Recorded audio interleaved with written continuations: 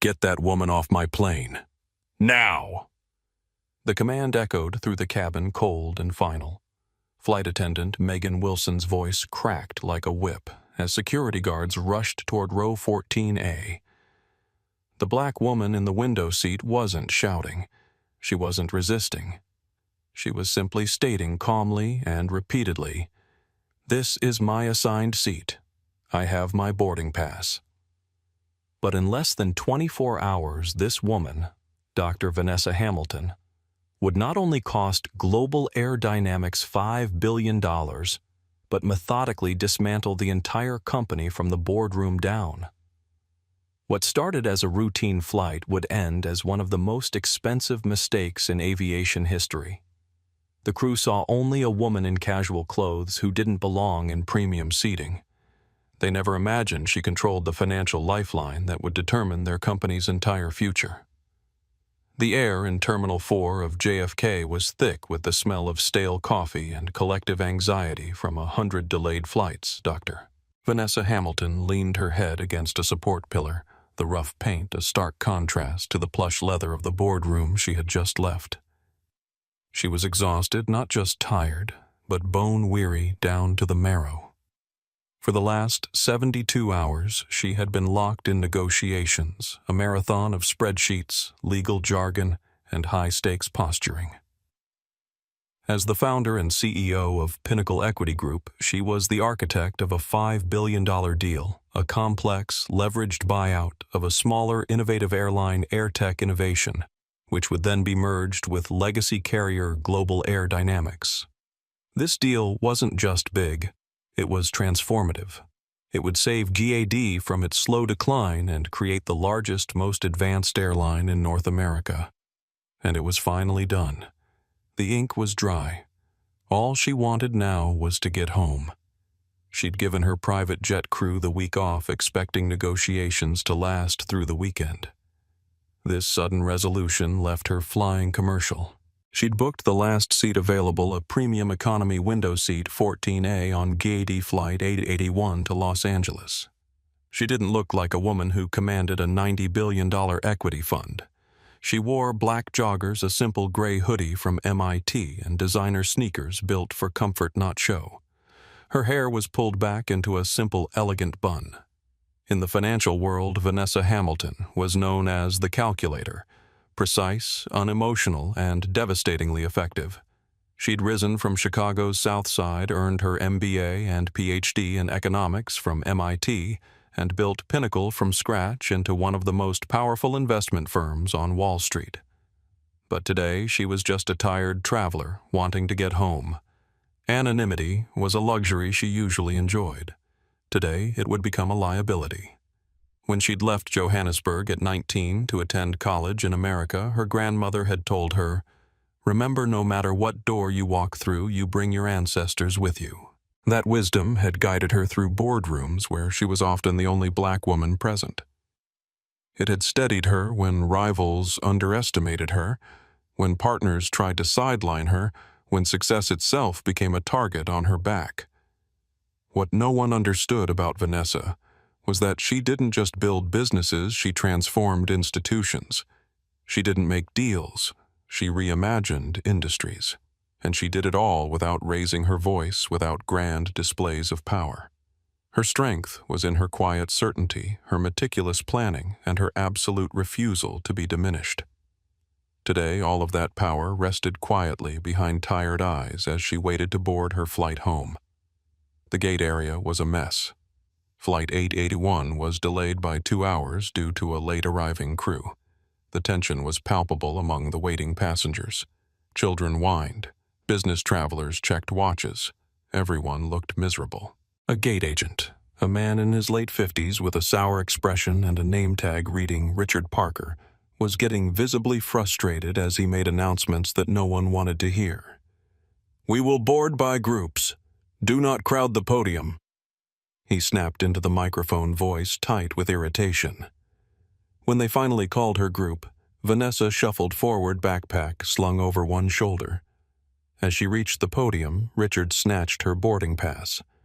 He looked at the pass, then at her, then back at the pass. His eyebrows lifted slightly. "You're in the premium cabin?" he asked, his voice dripping with skepticism. "Yes, 14A. Vanessa said, her voice tired but polite. Richard squinted at her, his gaze traveling from her hoodie to her joggers to her sneakers. "Funny you don't look like a premium passenger." The words didn't come out as a whisper or an aside. They came out loud enough for those nearby to hear. Vanessa froze.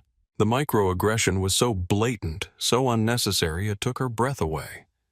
She could have eviscerated him. She could have shown him the executive platinum card sitting in her wallet. She could have told him about the $5 billion deal she'd just orchestrated that would save his employer from bankruptcy. She could have asked for his manager. But she was so tired. "I just want to go home," she said, her voice flat. "May I have my pass back?" Richard grunted and handed it back deliberately, brushing her fingers with his. "Whatever. Have a nice flight." As she walked down the jet bridge, she felt a burning sensation in her chest. It was the familiar sting of casual everyday racism. It didn't matter that she'd been on the cover of Forbes last month. It didn't matter that her signature was worth $5 billion to the very company this man worked for. To him, she was just a black woman in a hoodie who didn't look like she belonged. An older white couple behind her whispered not quietly enough, "They'll let anyone in premium these days." The woman nodded in agreement, probably using points from some credit card promotion. Vanessa kept walking. This wasn't her first encounter with prejudice, and it wouldn't be her last. Usually she let these moments slide off her back.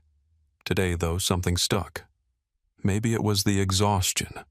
Maybe it was the culmination of too many similar moments over too many years. Or maybe it was the irony that she was about to save this airline from financial ruin, and they couldn't even treat her with basic courtesy. She pulled out her phone and sent a quick text to her assistant. "Flight delayed. Boarding now. We'll update ETA when we land." Her assistant Jennifer's response came immediately. "Documents ready for signature tomorrow. Board wants final briefing. Safe travels." Vanessa put her phone in airplane mode and continued down the jet bridge, mentally reviewing the merger terms as a way to distract herself from the interaction. The deal would save thousands of jobs. It would modernize an aging fleet. It would create an airline worthy of the future. At least that had been the plan 10 minutes ago. Vanessa stepped onto the aircraft and was greeted by a flight attendant who looked as stressed as the gate agent. Her name tag read Megan Wilson. Megan gave Vanessa a plastic smile that didn't reach her eyes, pointed vaguely toward the back, and then turned to her colleague to complain about the catering. The boarding process was chaotic. Passengers argued over overhead bin space. Flight attendants made half-hearted contradictory announcements. Vanessa navigated the crowded aisle to row 14, her assigned premium economy section. She found 14A slid into the window seat, grateful to be out of the terminal. She stowed her backpack, pulled out a financial report, and closed her eyes, trying to find a moment of peace. The deal was done. The hard part was over, or so she thought. "Excuse me, you're in my seat." Vanessa opened her eyes. A man was standing in the aisle, glaring down at her. He was in his early 50s, wearing a rumpled suit and reeking of duty-free cologne. His face was flushed with irritation. "I'm sorry," Vanessa said, sitting up straighter. "My seat 14A. You're in it." "Get up," he said, not as a request, but as a command. Vanessa, accustomed to de-escalating tense boardrooms, pulled out her boarding pass. "I'm in 14A, she said calmly. "Perhaps you're 14C. I am 14A. The man snapped, his face reddening further. He waved his own boarding pass, but not close enough for her to read it. "Now move. I'm sure we can sort this out," Vanessa said, her voice level. "My pass says 14A. Could you please check yours again?" The man. "Let's call him Andrew." Donovan puffed up. "Are you calling me stupid?" "I know my own seat." He looked around, seeking alliance. "Flight attendant!" he bellowed, waving his arm. Megan bustled over her face, a mask of annoyance. What is the problem here? This woman is in my seat, Andrew declared, pointing an accusatory finger at Vanessa. And she's refusing to move. Megan didn't even look at Vanessa. She looked at Andrew, then at the empty aisle seat 14B and the other empty window seat 14C. She turned her exasperation on the one person she felt she could. Ma'am, you're holding up the entire plane. You need to move. Vanessa held up her boarding pass. My name is Vanessa Hamilton. My seat is 14A. Here is my pass. Could you please check this gentleman's pass? Megan snatched the pass from her hand. She glanced at it, then at Andrew. Sir, can I see your pass? Andrew flashed his pass. Megan squinted at it. A flicker of uncertainty crossed her face, but it was replaced by hardened resolve. She had already chosen her side. Sweetie, she said, her voice dripping with a sickly sweet condescending tone. It seems your pass has you in 14C. This gentleman is in 14A. Vanessa's blood ran cold. It wasn't a mistake. It was a lie. No, Vanessa said, her voice losing its tiredness and gaining a steel edge. That is incorrect. My pass says 14A. I am not moving. Please get your purser or the gate agent to scan both passes. Megan's eyes narrowed. The polite, tired woman in the hoodie was gone, and in her place was someone giving orders. Megan didn't like that. Sweetie, I am not going to argue with you. Megan said, her voice rising. You are causing a disturbance. You either move to 14C or you will be removed from this flight. The other passengers were watching now. Phones were emerging, though not yet recording. People were muttering. Just move, someone, whispered from behind. I am in the seat assigned to me. Vanessa stated, her voice low and dangerous. I am a paying passenger, and you are making a false claim. I will not be moved based on your error. Andrew piled on. She's being aggressive. I don't feel safe. She threatened me. Megan seized on it. That's it. You've threatened another passenger. You are a safety risk. She turned and spoke into her intercom phone. I need the purser at row 14. I have a non-compliant passenger. Lead flight attendant Sophia Garcia arrived within minutes, her expression already set. Megan pulled her aside, whispering urgently. Vanessa could catch snippets. Refusing to move threatened a passenger becoming aggressive. Sophia approached, clipboard in hand. Ma'am, I understand there's a seating issue. There is no issue, Vanessa said firmly. I was assigned seat 14A. This gentleman is claiming it's his seat. Instead of verifying our boarding passes electronically, your colleague made a visual determination and decided I should move. She's getting hostile, Megan interjected. I don't feel safe. From across the aisle, a young woman spoke up. She's not being hostile. She's just asking you to check her seat assignment properly. The woman, Lydia Rodriguez, had been watching the entire interaction. I can see her boarding pass from here. It says 14A. Sophia turned to Lydia. Ma'am, please don't involve yourself in security matters. Security matters? Lydia echoed, incredulous. This is a seating misunderstanding. Sophia's expression hardened. Ma'am, I need you to stay out of this or we'll have to address your behavior as well. Lydia pulled out her phone. I'm going to record this. Something's not right here. Megan stepped toward her. Recording is against airline policy during active security events. I'll need to confiscate that phone. A male flight attendant appeared in the aisle. What's the situation? We have 2 disruptive passengers, Megan said, pointing to both Vanessa and Lydia. One refusing to follow crew instructions and another recording against policy. The situation was spiraling out of control. Passengers were whispering. Some looked uncomfortable. Others seemed to be enjoying the drama. Andrew stood in the aisle, arms crossed, a smug expression on his face. I need to speak to the captain. Vanessa said, her voice calm but firm. This is discrimination and false reporting. The captain is busy preparing for departure, Sophia snapped. Ma'am, this is your final warning. Move to 14C or you will be removed from the aircraft. From somewhere behind her, Vanessa heard a male voice. Just check the damn boarding passes. How hard is that? Sophia's head whipped around. Who said that? No one answered. The tension in the cabin was palpable now. Please call the head purser, Vanessa requested again. I want both boarding passes scanned to verify seat assignments. That won't be necessary, came a new voice. The head purser, Daniel Thompson, had arrived. His expression was grim, his posture rigid. What's the situation? He asked Sophia, not bothering to address Vanessa. Passenger refusing seat reassignment and becoming disruptive, Sophia reported, affecting departure time and creating anxiety among other passengers. Daniel didn't even glance at Vanessa's boarding pass.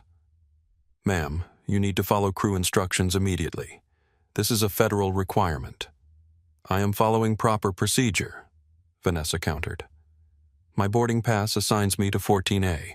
I am requesting electronic verification of seat assignments, which is my right as a passenger. Daniel's face darkened. Ma'am, are you refusing a direct instruction from this crew? I'm refusing to be displaced from my assigned seat without verification, Vanessa clarified. That's it, Daniel declared. Captain needs to be informed. As Daniel moved toward the cockpit, Lydia spoke again. This is wrong. I'm recording this. Megan lunged for Lydia's phone. That's not allowed. A scuffle ensued as Lydia pulled her phone away. Other passengers began recording, now sensing something significant was unfolding. Vanessa remained in her seat, outwardly calm but inwardly seething. This wasn't just about a seat anymore. It was about dignity, about being seen, about not being casually erased. She'd faced these battles her entire career, but never expected it on a plane where all she wanted was to go home and sleep. The minutes ticked by. The cabin grew warmer. Passengers shifted uncomfortably. Some began complaining about the delay. Others directed angry glances at Vanessa, blaming her for holding up the flight. Then Captain James Foster appeared, his presence commanding immediate attention. His cap was tucked under one arm, his expression severe. What's the problem here? He asked, directing the question to Daniel. Passenger refusing crew instructions, sir. Disrupting departure and causing passenger discomfort.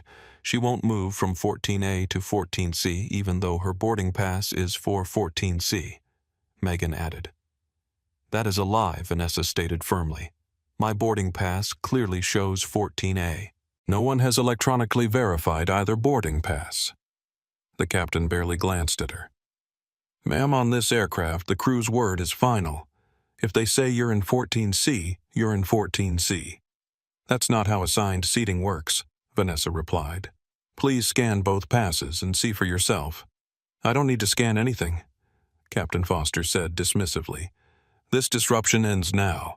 Either move to 14C or I'll have you removed from my aircraft. Your aircraft? Vanessa raised an eyebrow. I believe Global Air Dynamics owns this aircraft, and I have a right to sit in my assigned seat without harassment. A dangerous silence fell over the cabin. The captain's face flushed. That's it. Call security, he ordered. This passenger is interfering with crew duties and delaying departure. Security arrived with alarming speed. 2 officers, Michael Rodriguez and Troy Davis, entered the cabin with purpose. Captain Foster briefed them quickly, painting Vanessa as unruly and non-compliant.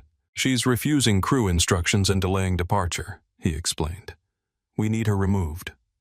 Officer Rodriguez approached Vanessa first.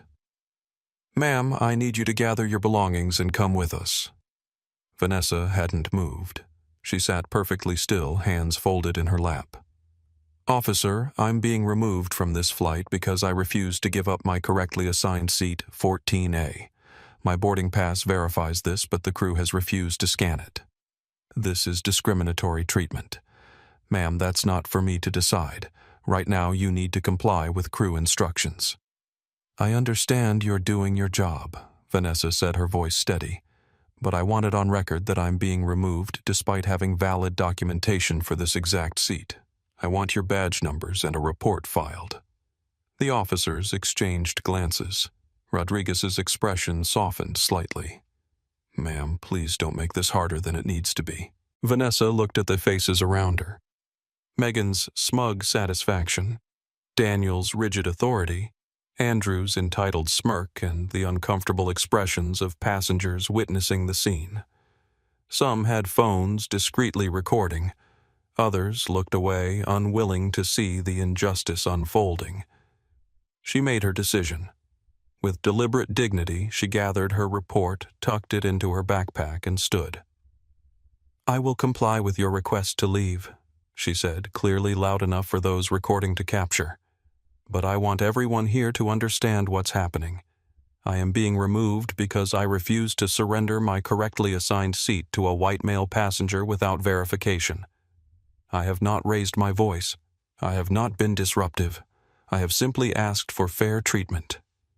"Ma'am, save it for customer service," Officer Davis muttered. As they escorted her toward the exit, Vanessa locked eyes with Andrew, who now sat triumphantly in seat 14A, her seat. "This seat costs $400, she said calmly. "Your airline will cost $5 billion. Andrew scoffed. Megan rolled her eyes. Captain Foster turned away, already mentally composing the incident report that would justify this removal. As Vanessa walked the long aisle of shame, she held her head high. Dignity couldn't be taken. It could only be surrendered. And she would surrender nothing today. At the aircraft door, Lydia called out, "I have it all on video." "This wasn't right." Daniel pointed at her.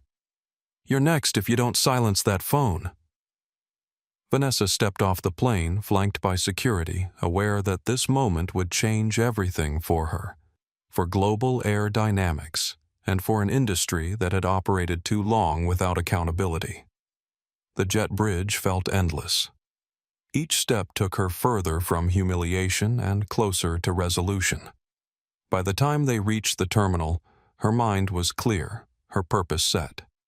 This wasn't just about one incident on one flight. This was about power, about respect, about consequences. They led her to a small security office where a supervisor waited. The supervisor, a middle-aged man with a practiced, neutral expression, asked for her side of the story. "I was removed from Flight 8881 for refusing to give up my assigned seat 14A without verification. The crew falsely claimed my pass was for 14C but refused to electronically scan either boarding pass to confirm." "Were you disruptive?" the supervisor asked. "No, I did not raise my voice. I did not use inappropriate language. I simply refused to be moved without verification." "And why do you think this happened?" The question hung in the air, its subtext clear. Vanessa met his gaze. "Because when they looked at me, they didn't see Dr. Vanessa Hamilton, CEO of Pinnacle Equity Group. They saw a black woman in a hoodie who didn't fit their image of someone who belongs in premium seating." The supervisor shifted uncomfortably. "I'll need to file a report. Please do. Include my full statement, and I'd like to make a phone call." He hesitated, then pushed the desk phone toward her. One call. Vanessa dialed Jennifer's number from memory. Her assistant answered on the first ring. "Jennifer, initiate Protocol Omega. All merger activity frozen immediately. Full team meeting in 3 hours. And contact our media relations department. Things are about to get complicated." There was a brief silence on the other end. "Understood. Protocol Omega confirmed." "Is everything okay?" "No," Vanessa replied. "But it will be. I'll explain later." She hung up and turned to the supervisor. "I believe you have no grounds to detain me further. Am I free to go?" The supervisor nodded suddenly, looking nervous. The name Pinnacle Equity Group had registered, and the implications were beginning to dawn on him. Vanessa stood, straightened her hoodie, and picked up her backpack. "I suggest you preserve all security footage from gates and the aircraft. Your company will need it." With that, she walked out, already strategizing her next move. By the time Flight 881 reached cruising altitude, the first phase of her response was already in motion. Global Air Dynamics had just made a $5 billion mistake, and they didn't even know it yet. The airport security office buzzed with tense energy. Officer Rodriguez had taken over the questioning while Davis stood by the door, arms crossed. The initial bravado of the aircraft removal had faded, replaced by an uncertain bureaucratic caution. "Dr. Hamilton, we need a statement about what happened on the aircraft." Rodriguez said, his tone more respectful now that he'd seen her ID and realized who she was. "I've already explained the situation," Vanessa replied calmly. "I was seated in my assigned seat, 14A. Another passenger claimed it was his seat. The crew refused to verify either boarding pass electronically and insisted I move. When I refused to give up my correct seat assignment without verification, I was labeled disruptive and removed. The crew claims you threatened another passenger. That is false. There are multiple witnesses and recordings that will confirm I remained calm throughout. The only threat I posed was to their authority when I insisted on proper verification." Officer Davis shifted uncomfortably. "The airline has the right to remove any passenger they deem problematic." "Yes, but not the right to discriminate," Vanessa replied. "What happened on that plane wasn't about airline policy. It was about bias assumptions and a crew unwilling to admit they were wrong." Airport Director Howard Williams entered the room, his face a mask of professional concern. He'd clearly been briefed on who Vanessa was. "Dr. Hamilton, I want to personally apologize for this experience," he began. "We take these matters very seriously." "Do you?" Vanessa's voice remained even. "Because what I experienced today happens to passengers of color constantly. The difference is that most don't have the resources or platform to fight back." The director paled slightly. "We'd like to offer you accommodation and rebooking on any flight of your choice. I appreciate the gesture, but that won't be necessary. I'll make my own arrangements." Vanessa gathered her belongings.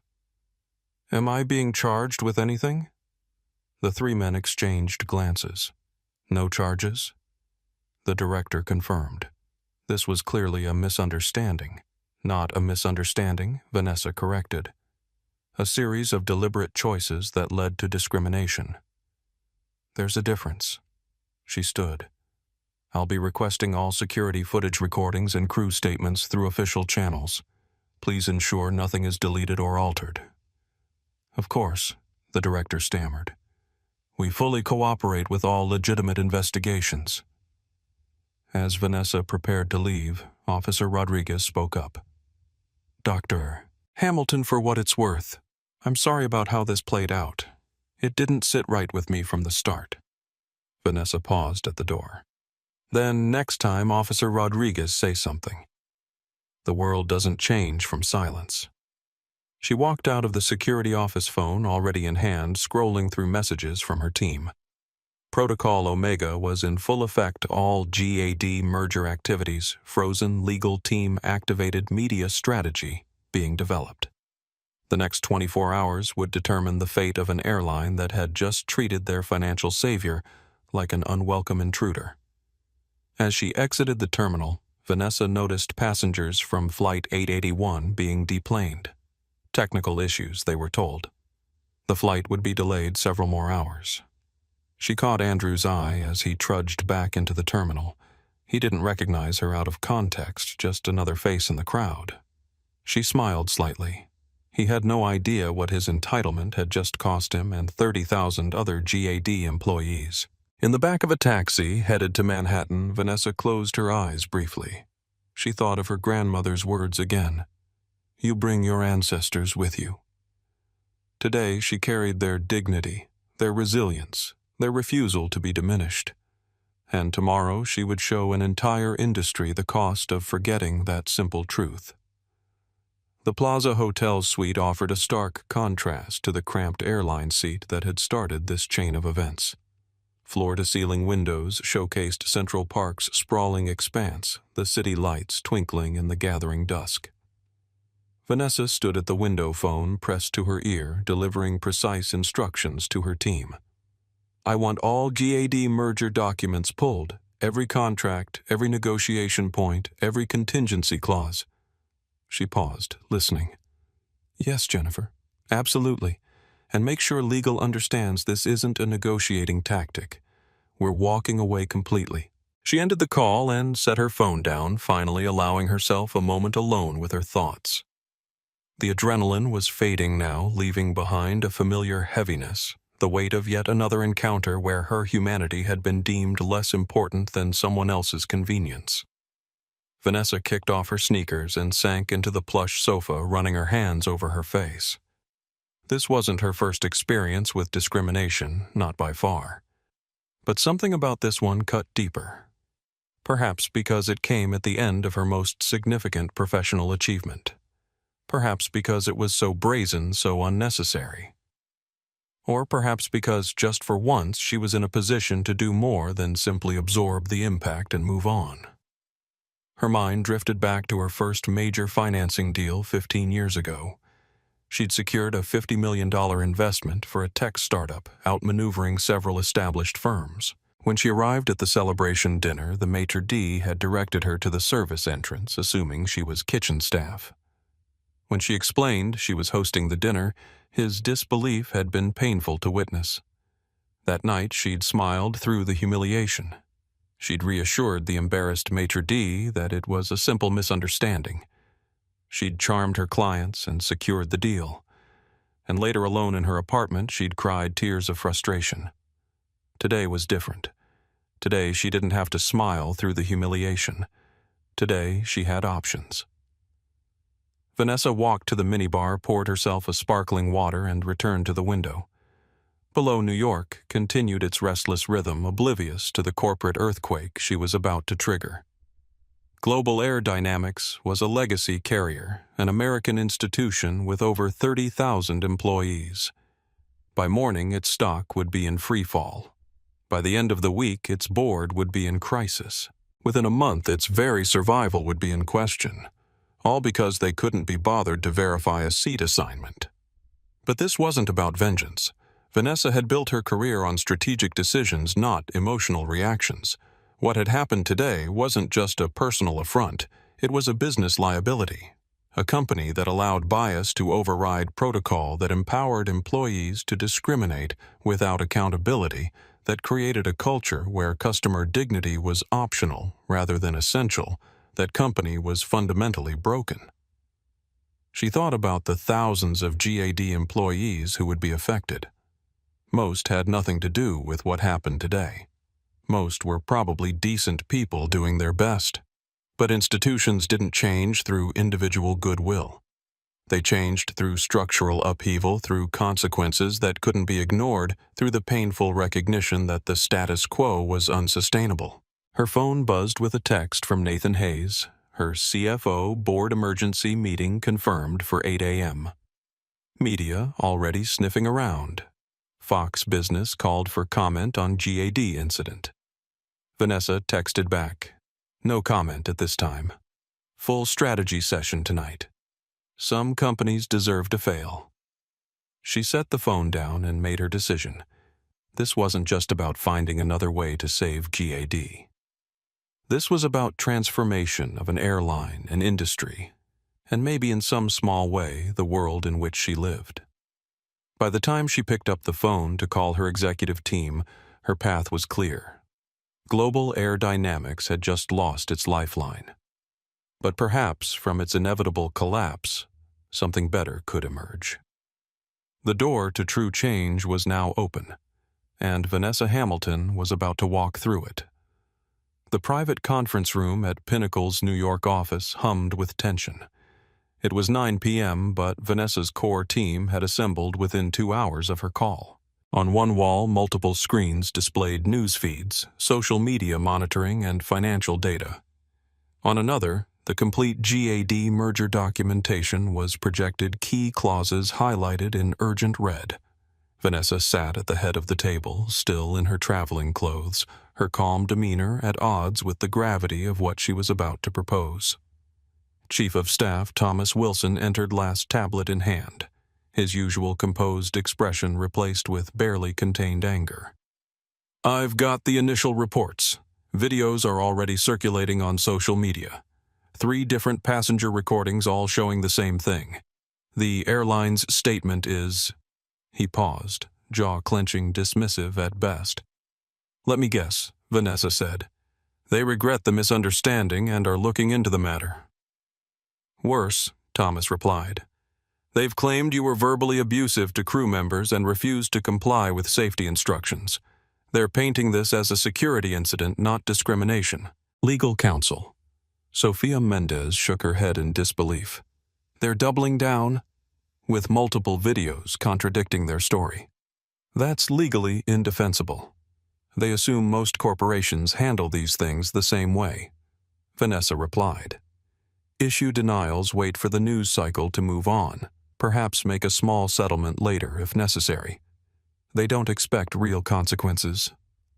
CFO Nathan Hayes cleared his throat, the voice of financial pragmatism in a room charged with emotion. "Vanessa, while I understand your personal feelings about what happened today, we need to consider the business implications of walking away from GAD. This is a $5 billion deal that's taken 18 months to structure. The board has already approved it. Our investors are expecting it." Vanessa turned her gaze to him, her expression calm but resolute. "This isn't about my feelings, Nathan. This is about fundamental business incompatibility. What we witnessed today wasn't an aberration. It was the manifestation of GAD's corporate culture. They've built a system where employees feel empowered to discriminate without consequences, where protocol is secondary to prejudice, where customer dignity is negotiable." She stood and walked to the screen displaying JD's financial data. "We've spent 18 months analyzing their operational weaknesses, their fleet inefficiencies, their route profitability. But we missed the most important metric, their human failure. A company that treats people this way doesn't deserve saving." "But 30,000 jobs," Nathan began. "Will be affected," Vanessa acknowledged. "But the question isn't whether we let GAD fail. The question is what we build in its place." She tapped on her tablet, changing the display to show AirTech Innovations' corporate profile. "AirTech has everything GAD doesn't: modern fleet, progressive management, customer-first culture. What they lack is capital for expansion. We were planning to merge them with GAD, but what if instead we helped them absorb GAD's assets and best personnel after the inevitable bankruptcy?"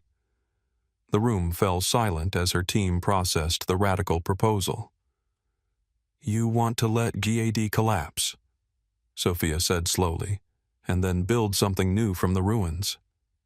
"Not just new," Vanessa corrected. "Better. An airline built on respect, dignity, and accountability from the ground up." Thomas nodded slowly, catching the vision. "It could work. AirTech has the organizational structure and culture. With our capital and GAD's roots and gates after bankruptcy, they could scale quickly." Nathan remained skeptical. The regulatory hurdles alone would be enormous, not to mention the PR challenges. We'd be seen as vindictive, capitalizing on GAD's downfall that we engineered.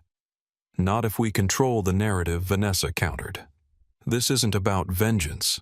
It's about values. About building an airline where what happened today couldn't happen. Where dignity isn't a perk for first-class passengers, but a guarantee for everyone." She looked at each team member in turn. "I'm not asking for blind loyalty. I'm asking you to see the opportunity here not just for Pinnacle, but for transformative change in an industry that desperately needs it." Sofia spoke first. "I'm in. Legally, we're on solid ground. The merger agreement has specific conduct clauses that GAD has clearly violated." Thomas nodded. "Operations can start scenario planning tonight. We'll need a 3-phase approach: GAD disengagement, AirTech enhancement, and eventual market repositioning." All eyes turned to Nathan, the financial gatekeeper. He sighed deeply. The numbers could work especially if we move quickly while GAD is vulnerable. But the board won't be easily convinced. Leave the board to me, Vanessa said. I need you all focused on execution. By this time tomorrow, our path will be clear, and GAD will understand exactly what they lost today. As the team dispersed to their respective tasks, Vanessa remained at the table staring at the social media feeds showing clips of her removal from the aircraft. In one, she could clearly see Megan's smug expression, Captain Foster's dismissive glance, Andrew's entitled satisfaction. They had no idea what was coming. By treating one black woman as if she didn't matter, they had just sealed the fate of an entire airline. The real work was just beginning. Junior analyst Elizabeth Palmer had never expected to be the center of a corporate crisis team. Yet here she was at midnight directing a team of 6 researchers as they compiled evidence for what was quickly being called Operation Phoenix. Her usual workspace had been transformed into a command center. Screens displayed social media monitoring news alerts and financial data. One entire wall was dedicated to what they were calling the pattern-documented incidents of discrimination by GAD personnel against minority passengers. We've got another one, called out a researcher, adding a marker to the digital map. November 2023. Chicago O'Hare. Black female physician removed after dispute over carry-on placement. Airline claimed she was aggressive, but witness accounts contradict this. Elizabeth nodded, updating her database. That's the 14th incident with this exact pattern in 18 months. Always a minority passenger, always characterized as aggressive or non-compliant, always contradicted by witness accounts. She'd been stunned when Thomas Wilson had personally requested her for this assignment.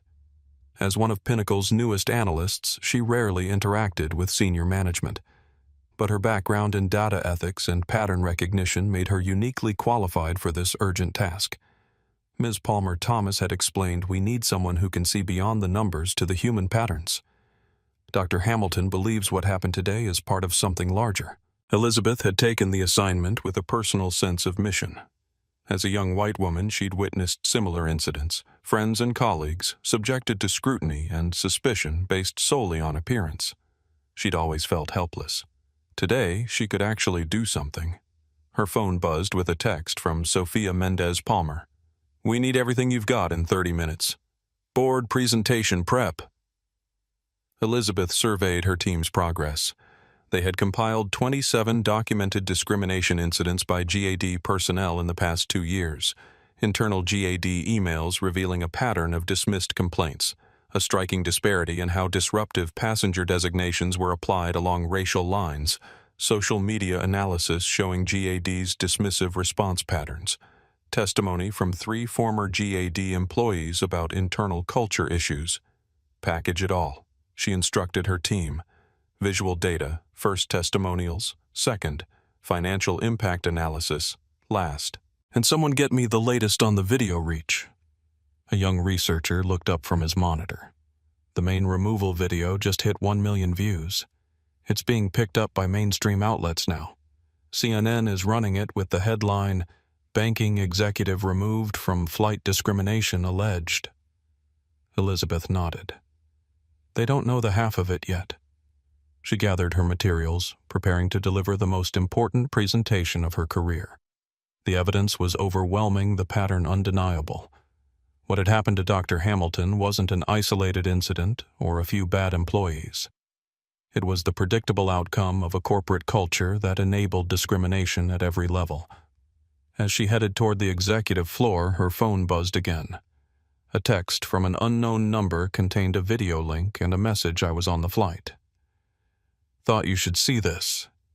The flight attendant admitted to the passenger behind me that she knew Dr. Hamilton had the right seat assignment, said she needed to be taught some respect. Elizabeth watched the clip, her hands shaking slightly. This wasn't just discrimination. This was deliberate, calculated humiliation. She forwarded the clip to Thomas with a simple message. Smoking gun. By the time she reached the executive conference room, her determination had hardened into resolve. This wasn't just about one airline or one incident. This was about exposing and changing the invisible systems that made such incidents possible and inevitable. Dr. Hamilton was waiting along with the entire executive team and legal counsel. Elizabeth set up her presentation aware that what she was about to share would set in motion events that would reshape an entire industry. Ms. Palmer Vanessa said, "Tell us what you've found." Elizabeth took a deep breath. "Dr. Hamilton, what happened to you today wasn't an accident. It wasn't a misunderstanding. And it certainly wasn't isolated." She clicked to the first slide. It was the 28th documented incident of this exact pattern at Global Air Dynamics in the past 2 years alone. The evidence spoke for itself. By the time Elizabeth finished her presentation, there wasn't a person in the room who doubted the path forward. This wasn't about one bad day or a few problematic employees. This was about a company whose very structure was built on inequality, inconsistency, and unaccountability. It had to change. And Pinnacle Equity Group was about to ensure it would one way or another. The Pinnacle boardroom, with its sweeping views of Manhattan, had witnessed countless high-stakes decisions, but never one quite like this. Board members arrived for the 8 a.m. emergency meeting to find comprehensive briefing packages at each seat. The packets included everything from Elizabeth Palmer's evidence compilation to legal analysis of the merger agreement to multiple strategic scenarios moving forward. Vanessa stood at the head of the table, no longer in traveling clothes, but impeccably dressed in a tailored charcoal suit. Her transformation was deliberate from the passenger they'd dismissed to the CEO who held their fate in her hands. "Ladies and gentlemen," she began, "thank you for convening on such short notice. I've asked you here because Pinnacle faces an unprecedented decision point that requires immediate board guidance." She nodded to Thomas, who activated the main screen displaying the viral videos of her removal from JAD Flight 881. The footage was damning in its clarity. Vanessa calm and reasonable, the crew escalating without cause, the captain dismissive without investigation.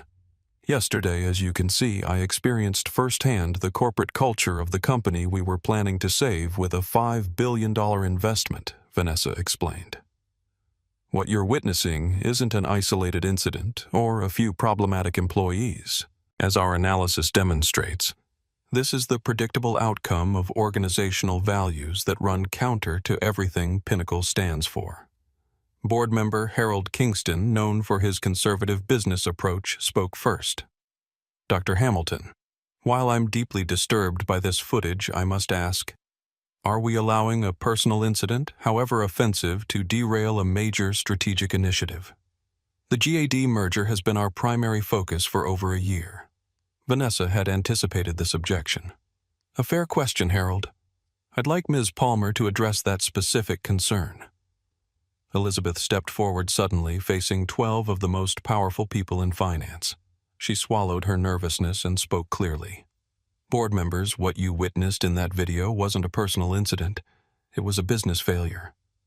She tapped her tablet, changing the display to a series of charts. "We've documented 27 similar incidents at GAD in the past 24 months. Each one represents a structural breakdown in customer service employee training, conflict resolution, and accountability." She continued building her case methodically. "When we analyzed the financial impact of these incidents, a clear pattern emerged. Each discriminatory event creates costs that GAD systematically underestimates: legal expenses, reputation damage, customer loss, employee turnover. Our conservative model estimates these uncounted costs at $42 million annually." Harold looked skeptical. "Still just a fraction of the overall merger value." "In isolation, yes," Elizabeth agreed. "But these incidents aren't anomalies. They're symptoms. They indicate fundamental flaws in GAD's operational model, corporate governance, and risk management, all areas critical to the merger's success." She displayed a final slide showing GAD's declining customer satisfaction metrics. "The discrimination we've documented isn't just morally wrong, it's financially unsustainable." Vanessa nodded her thanks as Elizabeth stepped back. The question before us isn't whether to proceed with the GAD merger as planned. That option is no longer viable. The question is what we build instead. She outlined the alternative strategy, allowing GAD to fail, then working with AirTech Innovation to create a new kind of airline, one built from the ground up with accountability and respect as core operating principles. Board member Diana Chen raised a perfectly manicured hand. The financial models for this alternative approach, Nathan Hayes stepped forward. We've run comprehensive scenarios. While the initial investment remains similar, the long-term projections actually improve under the AirTech model. Their operational efficiency is 22% higher than GAD's, and their customer satisfaction metrics are industry-leading. With our capital and eventually GAD's roots and gates after bankruptcy proceedings, we're projecting 18% higher returns over 5 years. And the legal implications of withdrawing from the GAD agreement, asked another board member. Sofia Mendez answered confidently. The merger agreement includes specific conduct clauses that GAD has clearly violated. Section 7.3 explicitly states that material evidence of institutional discrimination constitutes grounds for immediate termination without penalty. We're on solid legal ground. For the next hour, the board grilled the executive team, testing every assumption, challenging every projection. Vanessa watched with quiet pride as her team defended the strategy with data logic and unwavering conviction. Finally, Board Chair Edward Morgan called for a vote. All in favor of terminating the Global Air Dynamics merger agreement and pursuing the alternative AirTech strategy, as outlined, one by one, hands raised. When the final count was tallied, the vote was unanimous. Edward turned to Vanessa. Dr. Hamilton, you have the board's full support, but I caution you, this path will be scrutinized like none other. Many will claim this is personal vengeance rather than sound business strategy. Vanessa nodded, acknowledging the challenge. Then we'll need to ensure our actions speak louder than their accusations. This isn't about punishment. It's about building something better from the ground up. As the board members filed out, Harold Kingston paused beside Vanessa. For what it's worth, he said quietly, what they did to you on that plane, it was wrong. My daughter experienced something similar last year. Nobody listened then either. Vanessa met his gaze. Then let's build a world where people have to listen. With the board's approval secured, Vanessa gathered her executive team. It's done. Effective immediately, all GAD merger activities cease. Notify their board that we're invoking Clause 7.3 to terminate the agreement. She turned to Thomas. And schedule a meeting with Rafael Morales at AirTech. It's time to build something new. By noon, the business world would be in shock. By the end of the day, GAD stock would be in freefall. And by the end of the week, an industry would be forced to confront its darkest failures, one viral video at a time. The revolution had begun. The AirTech Innovation Headquarters in San Francisco couldn't have been more different from GAD's staid Manhattan offices. The open, light-filled space buzzed with energy, its walls adorned with aviation innovations rather than portraits of former executives. Rafael Morales, AirTech's founder and CEO, paced nervously as he awaited Vanessa's arrival. When she'd called, requesting an urgent meeting, he'd assumed the worst. Perhaps Pinnacle was cutting all aviation investments after the GAD fiasco. When Vanessa entered, flanked by Thomas and Nathan, Rafael greeted her with cautious respect. Dr. Hamilton, I was horrified by what happened to you. The whole industry is talking about it. Thank you, Rafael, but I'm not here to discuss that incident. I'm here to talk about the future of aviation. Vanessa took a seat at the conference table, gesturing for Rafael to join her. How would you like to become the largest airline in North America? Rafael blinked, certain he'd misheard. Excuse me, you heard correctly, Vanessa continued calmly. Pinnacle is withdrawing from the GAD merger. That company is facing a future I wouldn't invest in.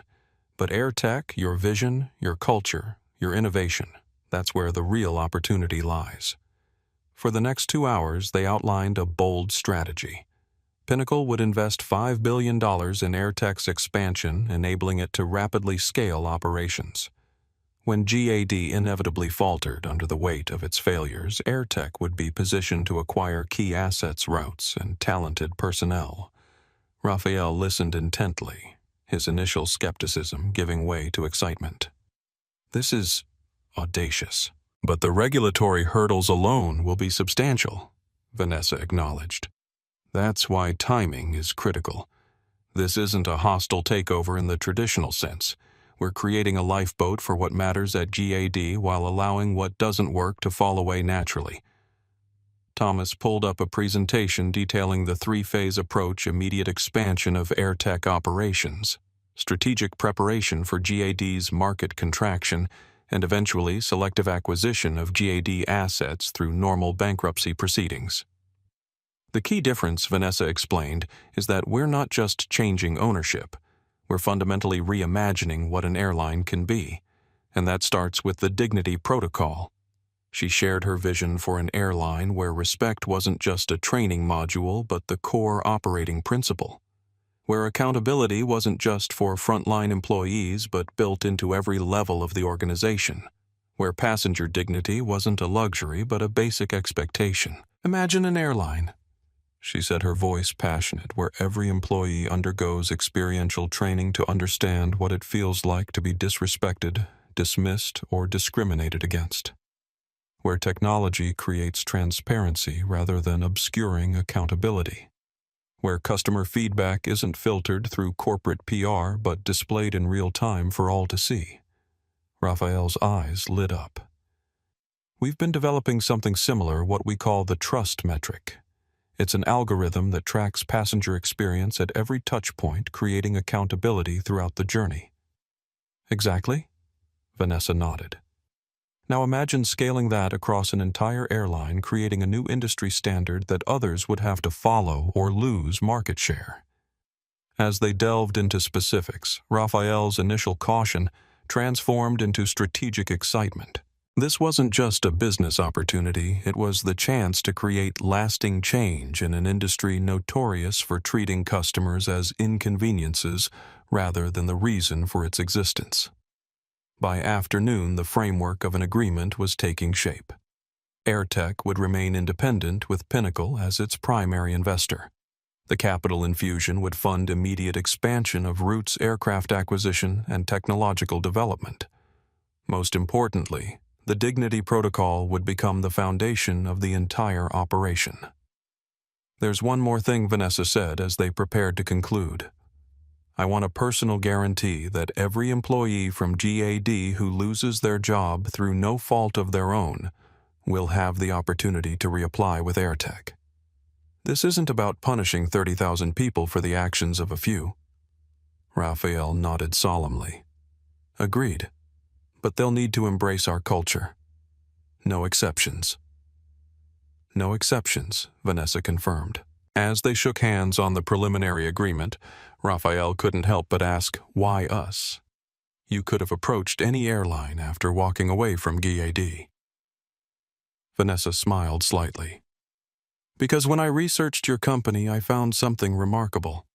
In 5 years of operation, you've never had a single discrimination complaint upheld against you. Not one. In this industry, that's not just unusual, it's revolutionary. As Vanessa's team departed, Raphael remained in the conference room staring at the hastily sketched plans that would transform his regional carrier into an industry giant. All because one woman had been treated with disrespect on a flight and had the power to do something about it. He pulled out his phone and called his head of operations. Maria, clear my calendar for the week. We're about to change everything. Back on the Pinnacle corporate jet, Vanessa had decided commercial flights were too risky for the moment. Her team was already implementing the next phase. Press releases were being drafted. Legal documents were being finalized. And a carefully worded termination notice was being delivered to GAD's board of directors. The message was clear. Dignity wasn't just a moral imperative. It was now a business one as well. And companies that failed to recognize this would soon find themselves relics of a past no one wanted to return to. William Stevens, CEO of Global Air Dynamics, stared at the email on his screen as if it were written in an incomprehensible language. His hands, usually steady from decades of corporate leadership, trembled slightly as he reached for his phone. "Get the executive team in the boardroom, now. And someone find out what the hell happened on Flight 881 yesterday." Within 30 minutes, GAD's leadership had assembled.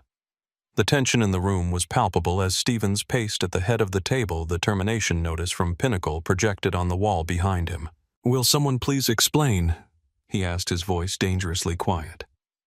"How we lost a $5 billion lifeline over a seating dispute." CFO Amanda Bennett was the first to speak, her voice tight with controlled panic. "The Pinnacle termination cites violation of Conduct Clause 7.3. They're claiming institutional discrimination based on an incident involving their CEO yesterday." Their CEO, Stevens, stopped pacing. "What CEO?" Dr. Vanessa Hamilton Amanda replied, pulling up a photo on her tablet. "Founder of Pinnacle Equity Group. According to these reports, she was removed from Flight 881 after refusing to give up her assigned seat." Stevens sank into his chair, the blood draining from his face. "Are you telling me we kicked the head of our financing partner off one of our planes? The woman who was about to save this airline from bankruptcy?" Head of Operations Robert Thompson cleared his throat. "Sir, initial reports from the crew characterized the incident as a standard non-compliance situation. The passenger, Dr. Hamilton, refused crew instructions regarding seating. And did anyone bother to check if she was in the correct seat?" Stevens demanded. The uncomfortable silence that followed was answer enough. "Jesus Christ," Stevens muttered. "Tell me there's no video." Amanda grimaced. "There are multiple videos, sir, all showing the same thing." Dr. Hamilton calmly requesting verification of her seat assignment. "Our crew refusing. The situation escalating until she was removed by airport security." She hesitated. "The videos have gone viral. Over 2 million views already." Stevens slammed his hand on the table. "This is a PR nightmare, but it's fixable. We issue an immediate apology offer, compensation, discipline the crew members involved. We can salvage the deal." Head of Legal. David Martinez shook his head. "It's too late for that. Pinnacle's termination is effective immediately. Their board has unanimously approved an alternative investment strategy with AirTech Innovation." AirTech. "That regional startup," Stevens scoffed. "They're going to dump us for a company with 30 planes and a handful of West Coast routes." 30 planes now, Amanda corrected quietly. "But with Pinnacle's $5 billion, they'll expand rapidly." Meanwhile, she pulled up a real-time stock tracker. GAD shares had already dropped 15% since the market opened. "We're in free fall. The merger was our lifeline. Without it..." She didn't need to finish the sentence. Everyone in the room knew the truth. GAD had been struggling for years, burdened by an aging fleet, rising costs, and declining customer satisfaction. The Pinnacle merger had been their salvation, a chance to modernize, restructure, and survive in an increasingly competitive market. Now that chance was gone. "This is absurd," Stevens insisted. "One incident can't justify terminating a $5 billion deal. It's emotional overreaction, not sound business judgment." Head of Human Resources. Victoria Lopez spoke up hesitantly. "Sir, according to my sources, Pinnacle has compiled evidence of a pattern of similar incidents. They're claiming this wasn't isolated, but rather evidence of institutional issues." "What pattern? What evidence?" Stevens demanded. Victoria pulled out a folder. "I've identified 27 similar complaints in the past 2 years, all involving minority passengers, all claiming unfair treatment, all dismissed by our customer relations department as unsubstantiated." The room fell silent again as the implications sank in. "Fix this," Stevens finally said, his voice hollow. "Whatever it takes. Call Hamilton directly. Offer her a personal apology, a board seat. Anything. "We've tried," Amanda replied. "All calls are being redirected to their legal department. They're not engaging in any discussion of reconsideration." Stevens stared out the window at the Manhattan skyline, suddenly feeling like a captain watching his ship take on water. "What are our options if the Pinnacle deal is truly dead?" Amanda's response was blunt. "Without that capital infusion, we have approximately 6 months of operational runway before we'd need to consider Chapter 11. 6 months, Stevens repeated numbly. To find $5 billion from investors who will now see us as the airline that discriminates against black passengers. No one had a response to that. As the meeting dissolved into desperate strategizing, Stevens remained at the window watching GAD's stock price continue its relentless decline on his phone.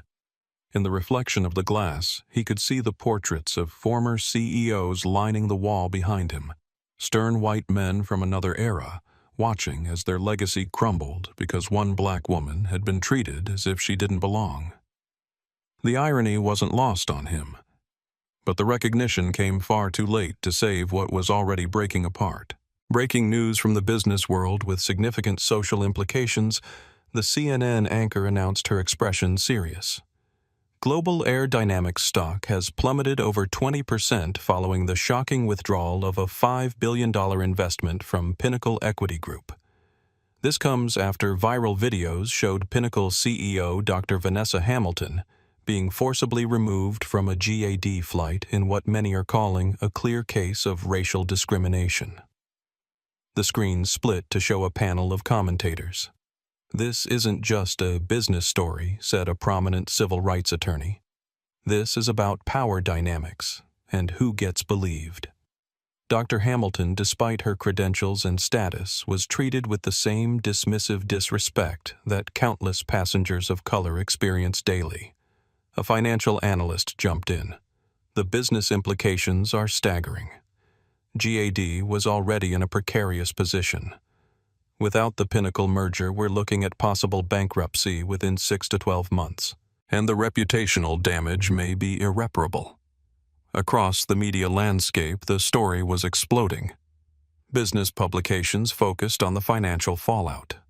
Social media amplified the videos and personal testimonials from others who had experienced similar treatment. News outlets dissected every moment of the incident with body language experts, analyzing the crew's dismissive attitudes and Hamilton's composed dignity. "What makes this case unique," explained a cultural commentator on MSNBC, "is that for once, the power dynamic was reversed. Dr. Hamilton had the ability to respond in a way most victims of discrimination cannot, by withdrawing $5 billion in financing. It's forcing us to consider what is the true cost of discrimination when we can actually measure it." GAD's PR team was in crisis mode, issuing a statement that only made matters worse. Global Air Dynamics regrets the misunderstanding on Flight 881 and is investigating the incident. "Our crew members work diligently to ensure all passengers follow safety protocols. We have reached out to Dr. Hamilton to address her concerns and remain committed to treating all customers with respect." The response was immediately criticized for its tone-deaf approach, placing the blame on a misunderstanding rather than acknowledging discriminatory treatment. Passenger testimonials began emerging. Lydia Rodriguez, who had tried to defend Hamilton on the flight, gave an emotional interview. "They threatened to remove me just for recording what was happening. It was clear they didn't want evidence of how they were treating her." Another passenger, retired Professor James Williams, described the incident from his perspective in row 16. "There was absolutely no justification for how they treated that woman. She remained calm and reasonable throughout while the crew became increasingly aggressive. It was uncomfortable to witness." Meanwhile, Pinnacle maintained dignified silence, issuing only a brief statement. Pinnacle Equity Group confirms termination of its merger agreement with Global Air Dynamics, citing violation of Conduct Clause 7.3. "We are pursuing alternative investments in the aviation sector that align with our corporate values of excellence, innovation, and dignity for all." The restraint only added to Pinnacle's credibility, contrasting sharply with GAD's defensive posturing. By evening, financial news was dominated by speculation about GAD's survival prospects. Industry analysts highlighted the difficulty of securing alternative financing in the current climate. "Who's going to step in with $5 billion now?" asked a Bloomberg analyst. "This isn't just about money anymore. It's about associating your brand with a company that's become the poster child for corporate discrimination." Aviation forums buzzed with insider rumors. Former and current GAD employees shared anonymous accounts of a corporate culture that prioritized efficiency over humanity, metrics over morale. One thread titled "The Real GAD" accumulated hundreds of comments describing a work environment where discrimination complaints were systematically buried and employees who raised concerns faced retaliation. As night fell, social media campaigns emerged with hashtags like #BoycottGAD and #IStandWithVanessa. Celebrities and influencers shared their own experiences of discrimination in travel. Corporate partners began quietly distancing themselves from the airline concerned about association with the unfolding crisis. In their respective headquarters, two leaders faced very different evenings. William Stevens huddled with crisis managers, legal advisors, and PR consultants, desperately trying to contain a disaster that was already beyond control. Meanwhile, Vanessa Hamilton reviewed final details of the AirTech agreement, laying the groundwork for a new kind of airline that would rise from the ashes of the old. The contrast couldn't have been starker, one fighting to preserve a broken status quo, the other building its replacement. By morning, GAD's stock had fallen another 10%. The message was clear in the court of public opinion and market valuation. The verdict was already in, and it wasn't in GAD's favor. The GAD crew lounge at JFK Terminal 4 had never felt so tense. Flight attendants, pilots, and gate agents clustered in small groups, voices, hushed expressions, worried. On the wall-mounted television, financial news showed GAD's stock in continuous decline, the ticker like a digital EKG of a dying patient. Megan Wilson sat alone, her uniform impeccable as always, but her face drawn with stress. Her phone buzzed constantly with messages from colleagues, some supportive, many accusatory. As the flight attendant at the center of the Hamilton incident, she had become an unwilling lightning rod. The door opened and Captain James Foster entered, his usual commanding presence diminished. He spotted Megan and hesitated before joining her, aware of the eyes following him. "HR wants to see us," he said quietly. "Both of us. Purser Thompson and Gate Agent Parker, too." Megan nodded stiffly. "I was just following procedure, James. She wasn't in her assigned seat." Captain Foster didn't respond immediately. When he did, his voice was heavy. "Are you sure about that, Megan? Because I've seen the boarding passes now. Hers said 14A. It always said 14A. "That's not what I saw," Megan insisted, but doubt crept into her voice. "Isn't it?" A new voice joined them. Daniel Thompson, the head purser from Flight 881, looked haggard, his usual crisp appearance rumpled. Or did we see what we expected to see, a black woman in casual clothes who couldn't possibly belong in premium seating? "That's not fair," Megan protested. "It had nothing to do with race." Daniel laughed bitterly. "Tell that to the board of directors watching our stock implode. Tell that to the 30,000 employees whose jobs are now at risk because we couldn't be bothered to scan a boarding pass." Their argument was interrupted as Victoria Lopez, head of HR, entered with two security officers. Her expression was grim. "Ms. Wilson, Captain Foster, Mr. Thompson, please come with me. Mr. Parker is already waiting." They followed her in silence to a conference room where Richard Parker sat looking shell-shocked. On the table were 4 folders and 4 letters. "As you know, Victoria began Global Air Dynamics is facing unprecedented crisis following the events on Flight 881. After reviewing all available evidence, including security footage and passenger recordings, the board has made several decisions." She slid a letter toward each of them. "Effective immediately, all 4 of you are placed on administrative leave pending a full investigation. Your security credentials are temporarily suspended. You will continue to receive pay, but are prohibited from representing GAD in any capacity." Richard blanched. This is an overreaction. We were just doing our jobs. Victoria's expression hardened.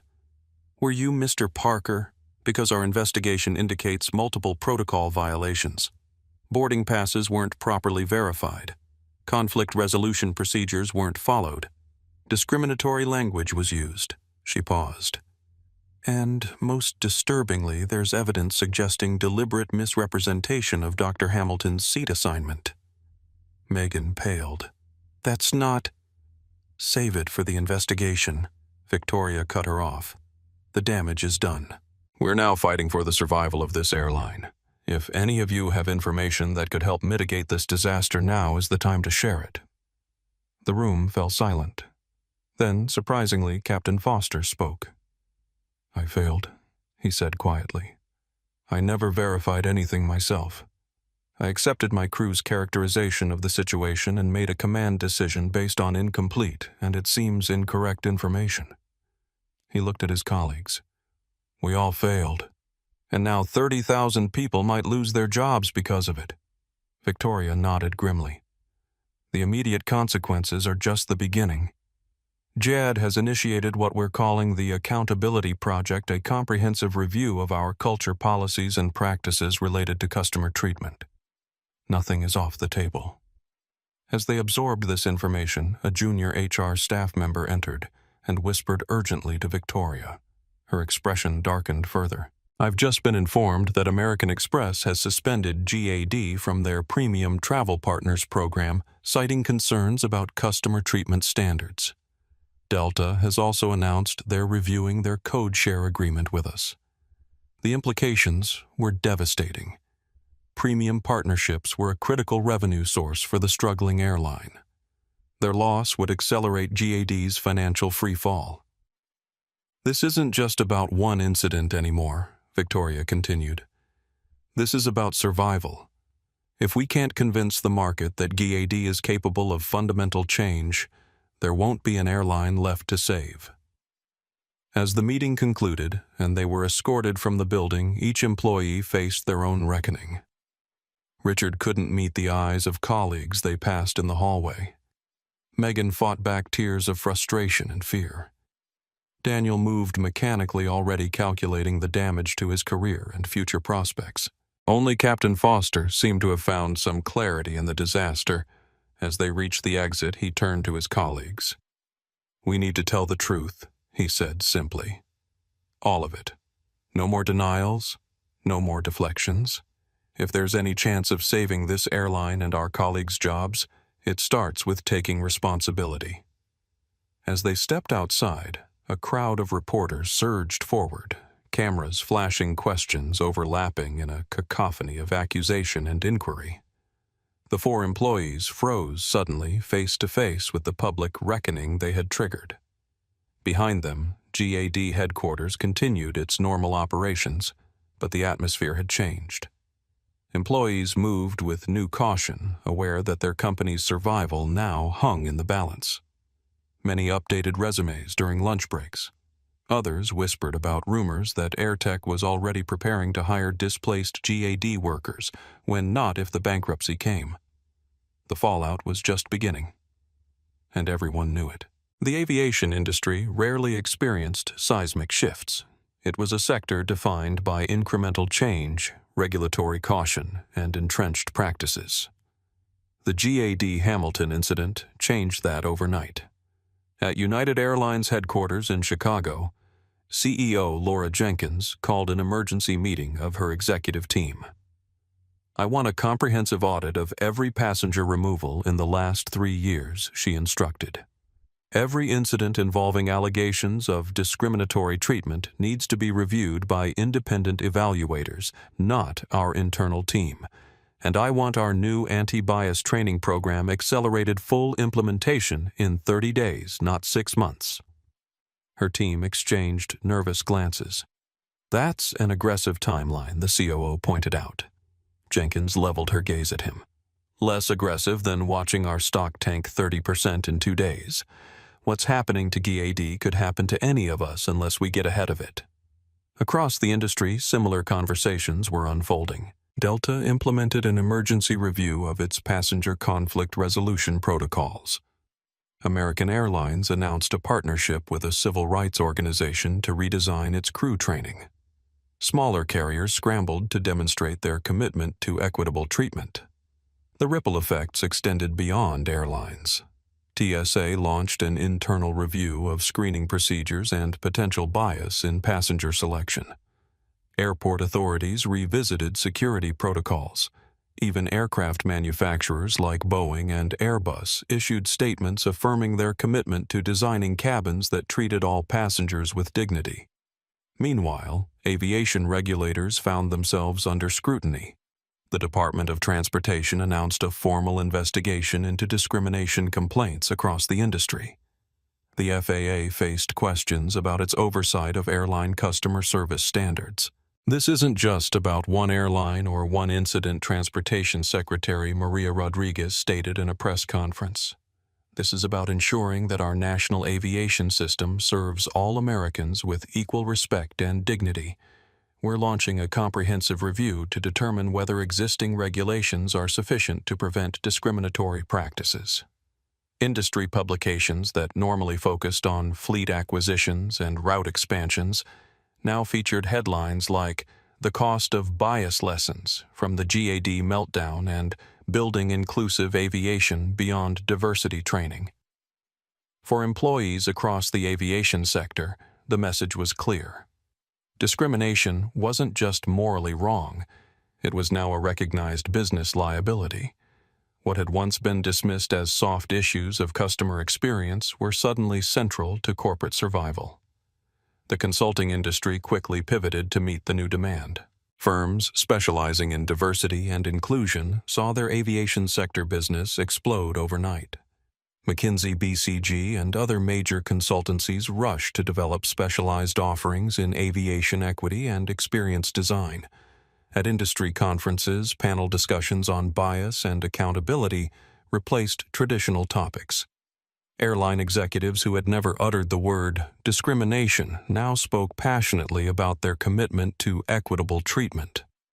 Not everyone embraced the change. Old guard executives grumbled about political correctness and overreaction. Industry forums featured heated debates about whether airlines were capitulating to pressure rather than addressing real issues. But the market spoke clearly. Airlines that responded proactively saw their stocks stabilize or even rise slightly. Those that hesitated or issued tone-deaf statements watched their valuations slide. For Rafael Morales at AirTech, the industry upheaval represented unprecedented opportunity. His phone rang constantly with calls from suppliers, airports, and potential partners eager to align with what was being called the airline of the future. "We've been advocating for a human-centered approach to aviation for years," he told a reporter from Aviation Weekly. "The difference is that now the market recognizes its value. What happened to Dr. Hamilton was a tragedy, but it's catalyzing change that's long overdue." The most significant signal came when Southwest Airlines CEO Michael Williams reached out to Vanessa Hamilton directly requesting guidance on implementing similar accountability systems at his airline. "We want to be part of the solution," Williams told her during their video call. What happened at GAD revealed vulnerabilities that exist throughout our industry. We need to address them not cosmetically. Vanessa appreciated the initiative but remained cautious. "Real change requires more than new policies or training modules," she explained. "It requires reconsidering the fundamental power dynamics between airlines and passengers, between management and frontline employees. Are you prepared for that level of transformation?" Williams nodded soberly. "We have to be. What we've witnessed isn't just GAD's failure, it's an industry-wide wake-up call, and those who hit the snooze button won't survive." As the conversation concluded, Vanessa reflected on the cascading effects of that moment on Flight 881. What had begun as personal humiliation was catalyzing an industry-wide reckoning. The true measure of success wouldn't be GAD's downfall, but the transformation of air travel for everyone who had ever felt marginalized, dismissed, or discriminated against. The revolution was spreading faster than anyone could have anticipated, and it was just beginning. The numbers didn't lie. They never did. Amanda Bennett stared at her financial dashboard, each indicator more alarming than the last GAD stock, down 42% in 3 days.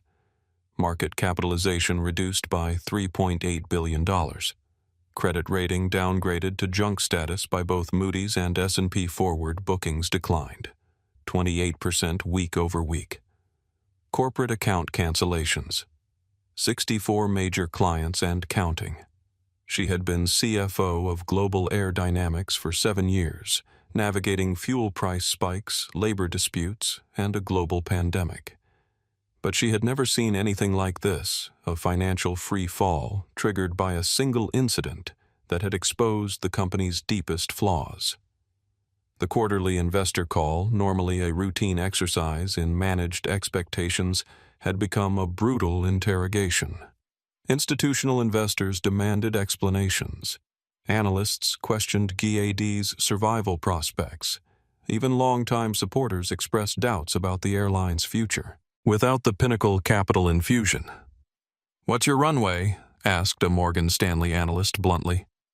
"We're exploring alternative financing options," Amanda had replied, the corporate euphemism transparent to everyone on the call.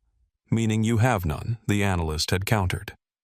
"Given your debt load and the current crisis is." Chapter 11.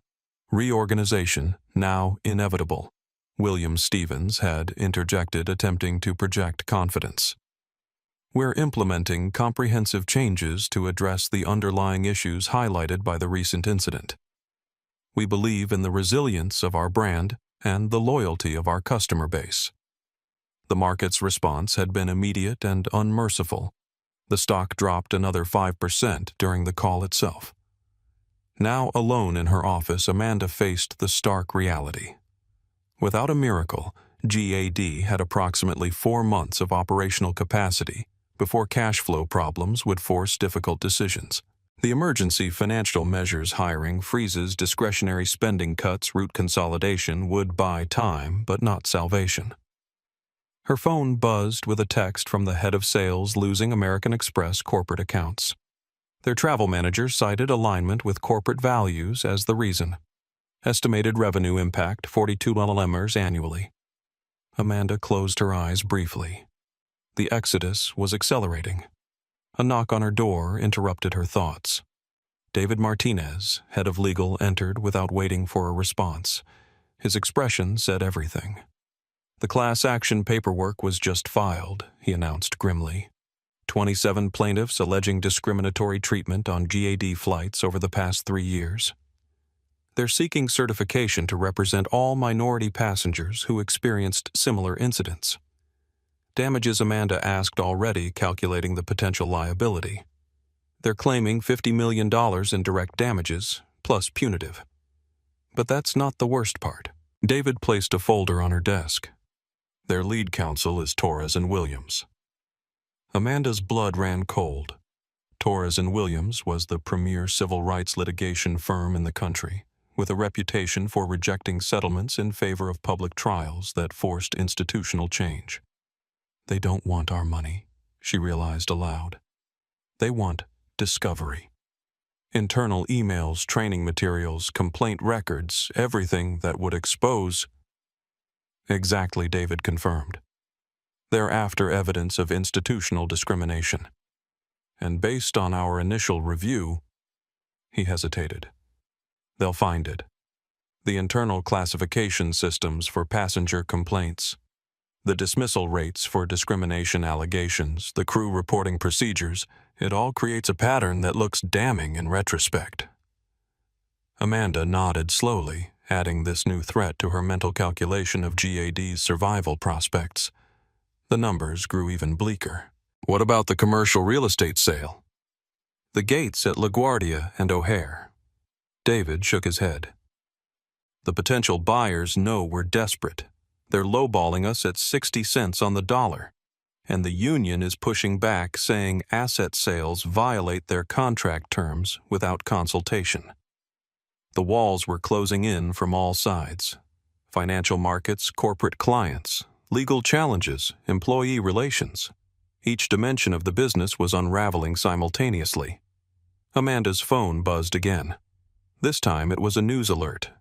AirTech Innovation announces plans to expand routes by 300% following major capital investment from Pinnacle Equity Group. The timing wasn't coincidental. AirTech was strategically positioning itself to capture GAD's market share as the legacy carrier faltered. It was a brilliant business move executed with precision that Amanda might have admired under different circumstances. "We need to consider Chapter 11, she said finally. "Voluntary reorganization might be our only option to preserve any value." David nodded grimly. "I'll have the team prepare preliminary filings. But we should be realistic, this won't be a reorganization. No investor will touch us now. This would be the first step toward liquidation." The reality hung heavy in the air.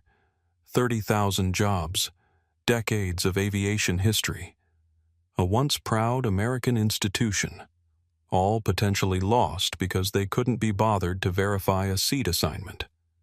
The true cost of discrimination was becoming brutally clear, quantified in billions of dollars, thousands of livelihoods, and the collapse of a company that had once seemed too established to fail.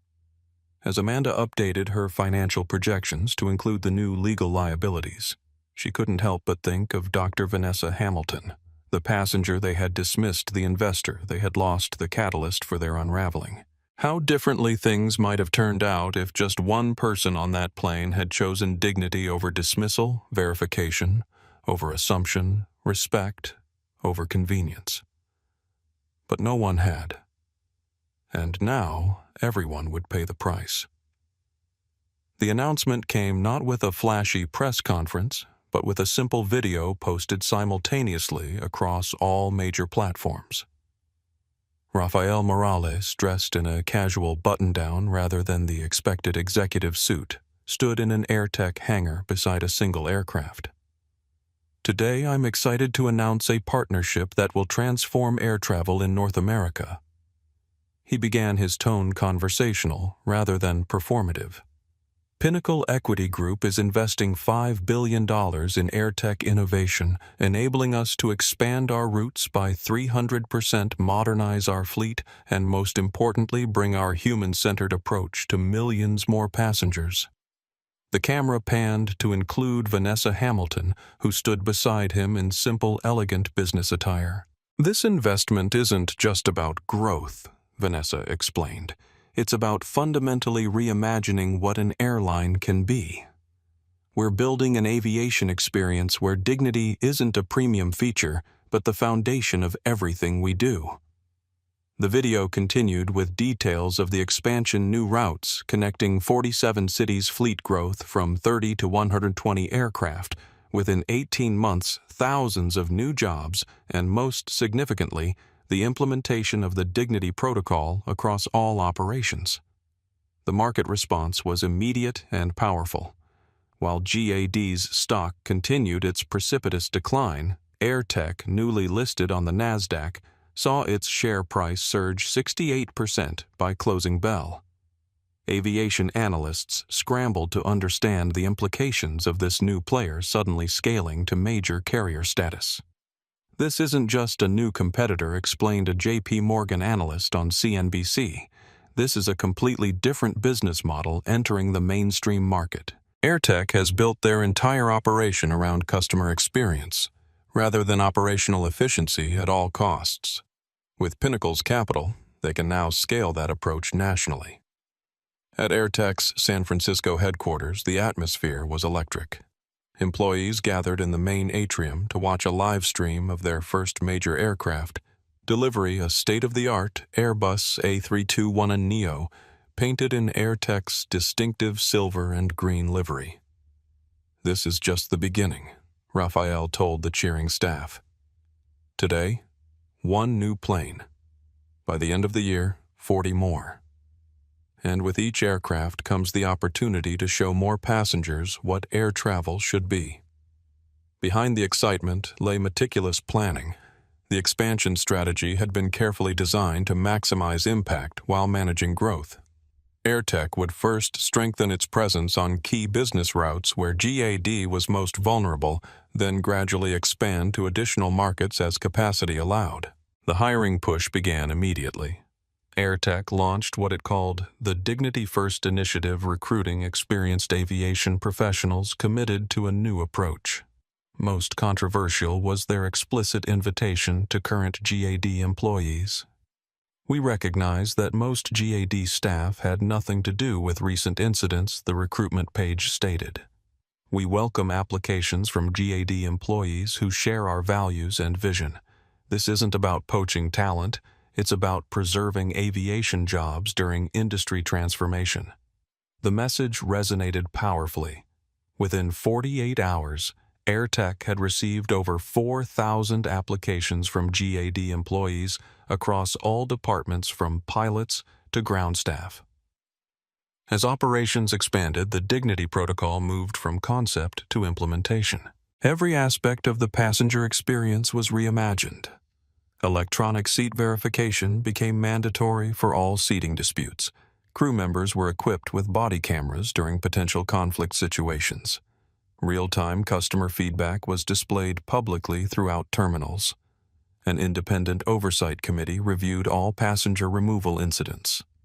Performance metrics prioritized equitable treatment alongside operational efficiency. Crew evaluations incorporated observed behavior rather than just technical compliance. Perhaps most revolutionary was the trust metric, a real-time measurement of passenger experience displayed prominently on the AirTech app in terminals and on the company's homepage. Unlike traditional satisfaction surveys, the trust metric captured specific indicators of respectful treatment, transparent communication, and equitable enforcement of policies. "We're not hiding from accountability," Raphael explained in an interview with Aviation Today. "We're embracing it as our competitive advantage." The aviation industry watched with a mixture of skepticism and concern as AirTech's rapid expansion continued.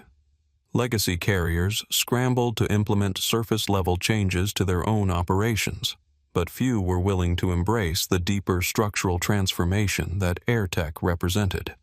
"It's easy to change uniforms or update training modules," noted an industry consultant. "It's much harder to change the underlying culture and incentive structures that enable discriminatory behavior. Most airlines are still treating this as a PR problem rather than an operational one."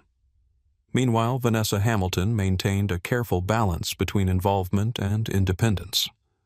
While Pinnacle provided the capital and strategic guidance for AirTech's expansion, the day-to-day operations remained under Raphael's leadership. Vanessa's focus was on ensuring the Dignity Protocol became embedded in every aspect of the business. "This isn't about micromanaging," she explained to her executive team. "It's about creating the conditions where dignity becomes the default rather than the exception. We're not just building a bigger airline, we're building a better one." 3 months after the partnership announcement, AirTech launched service on its first former GAD route, New York to Los Angeles. The inaugural flight departed from the same terminal where Vanessa had been removed from Flight 881. The symbolism wasn't lost on anyone, least of all the passengers who chose this new alternative to the struggling legacy carrier. Among them was Lydia Rodriguez, the passenger who had tried to defend Vanessa on that fateful flight. "It feels different," she told a reporter at the gate. "Not just the new planes or the technology. There's a different energy from the staff, like they actually see you as a person, not just a seat number." As AirTech's expansion continued, the contrast with GAD's decline grew starker. While one airline built its future on dignity and accountability, the other collapsed under the weight of its entrenched practices and the financial consequences of discrimination. The transformation had begun, and it would reshape an industry long overdue for change. The AirTech Training Center in Phoenix bore little resemblance to traditional airline facilities. Instead of simulated cabins and technical equipment, new employees began their journey in what was called the Experience Room, a space designed to create empathy through immersion. Today's class included 15 former GAD employees, among them pilots, flight attendants, and gate agents. They entered nervously uncertain what to expect from this unorthodox approach. Training Director Maria Alvarez welcomed them with warm professionalism. Today isn't about procedures or regulations. It's about experience, specifically the experience of being on the receiving end of biased treatment. She divided them into groups, assigning each person a different identity. Some were flagged as high-maintenance passengers without explanation. Others were marked as potential security concerns based on arbitrary characteristics. A few received VIP designations, while others were classified as basic economy regardless of their assigned seating. What followed was a carefully crafted simulation of a typical flight experience: check-in, security, boarding, in-flight service, and deplaning, with AirTech staff playing the roles of airline personnel. Throughout the simulation, participants were treated according to their assigned classifications rather than as individuals. VIPs received prompt, friendly service. Basic economy passengers were addressed curtly, made to wait, and consistently treated as inconveniences. High-maintenance travelers had their requests questioned or dismissed. Security concerns faced additional scrutiny at every step, with staff using terms like protocol and procedure to justify differential treatment. By the simulation's end, the mood in the room had shifted dramatically. Frustration and discomfort were evident on every face. Began a former GAD pilot struggling to find words. Dehumanizing, finished another participant, a veteran flight attendant. I've never felt so insignificant. Maria nodded. Now imagine experiencing that regularly, knowing it's based not on some random assignment for a training exercise, but on your appearance, accent, or name. The group fell silent, absorbing the implications. This isn't about making you feel guilty, Maria continued. It's about creating understanding that goes beyond intellectual awareness.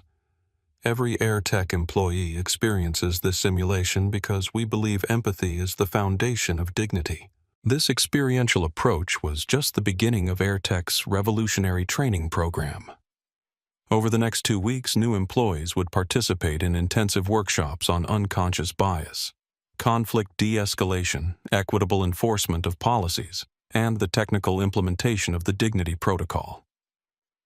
The protocol itself was comprehensive, touching every aspect of airline operations. The verification standard required electronic confirmation of all passenger documentation, eliminating subjective judgments about who looked like they belonged in certain seats. Every boarding pass was scanned, every seat assignment confirmed digitally, every upgrade or reassignment documented in the system. The accountability chain ensured that responsibility didn't stop with frontline staff. Supervisors, managers, and executives shared accountability for passenger treatment. If a dignity violation occurred, everyone in the decision chain was subject to review, not just the employee who executed the action. The transparency framework made both policies and their enforcement visible to all stakeholders.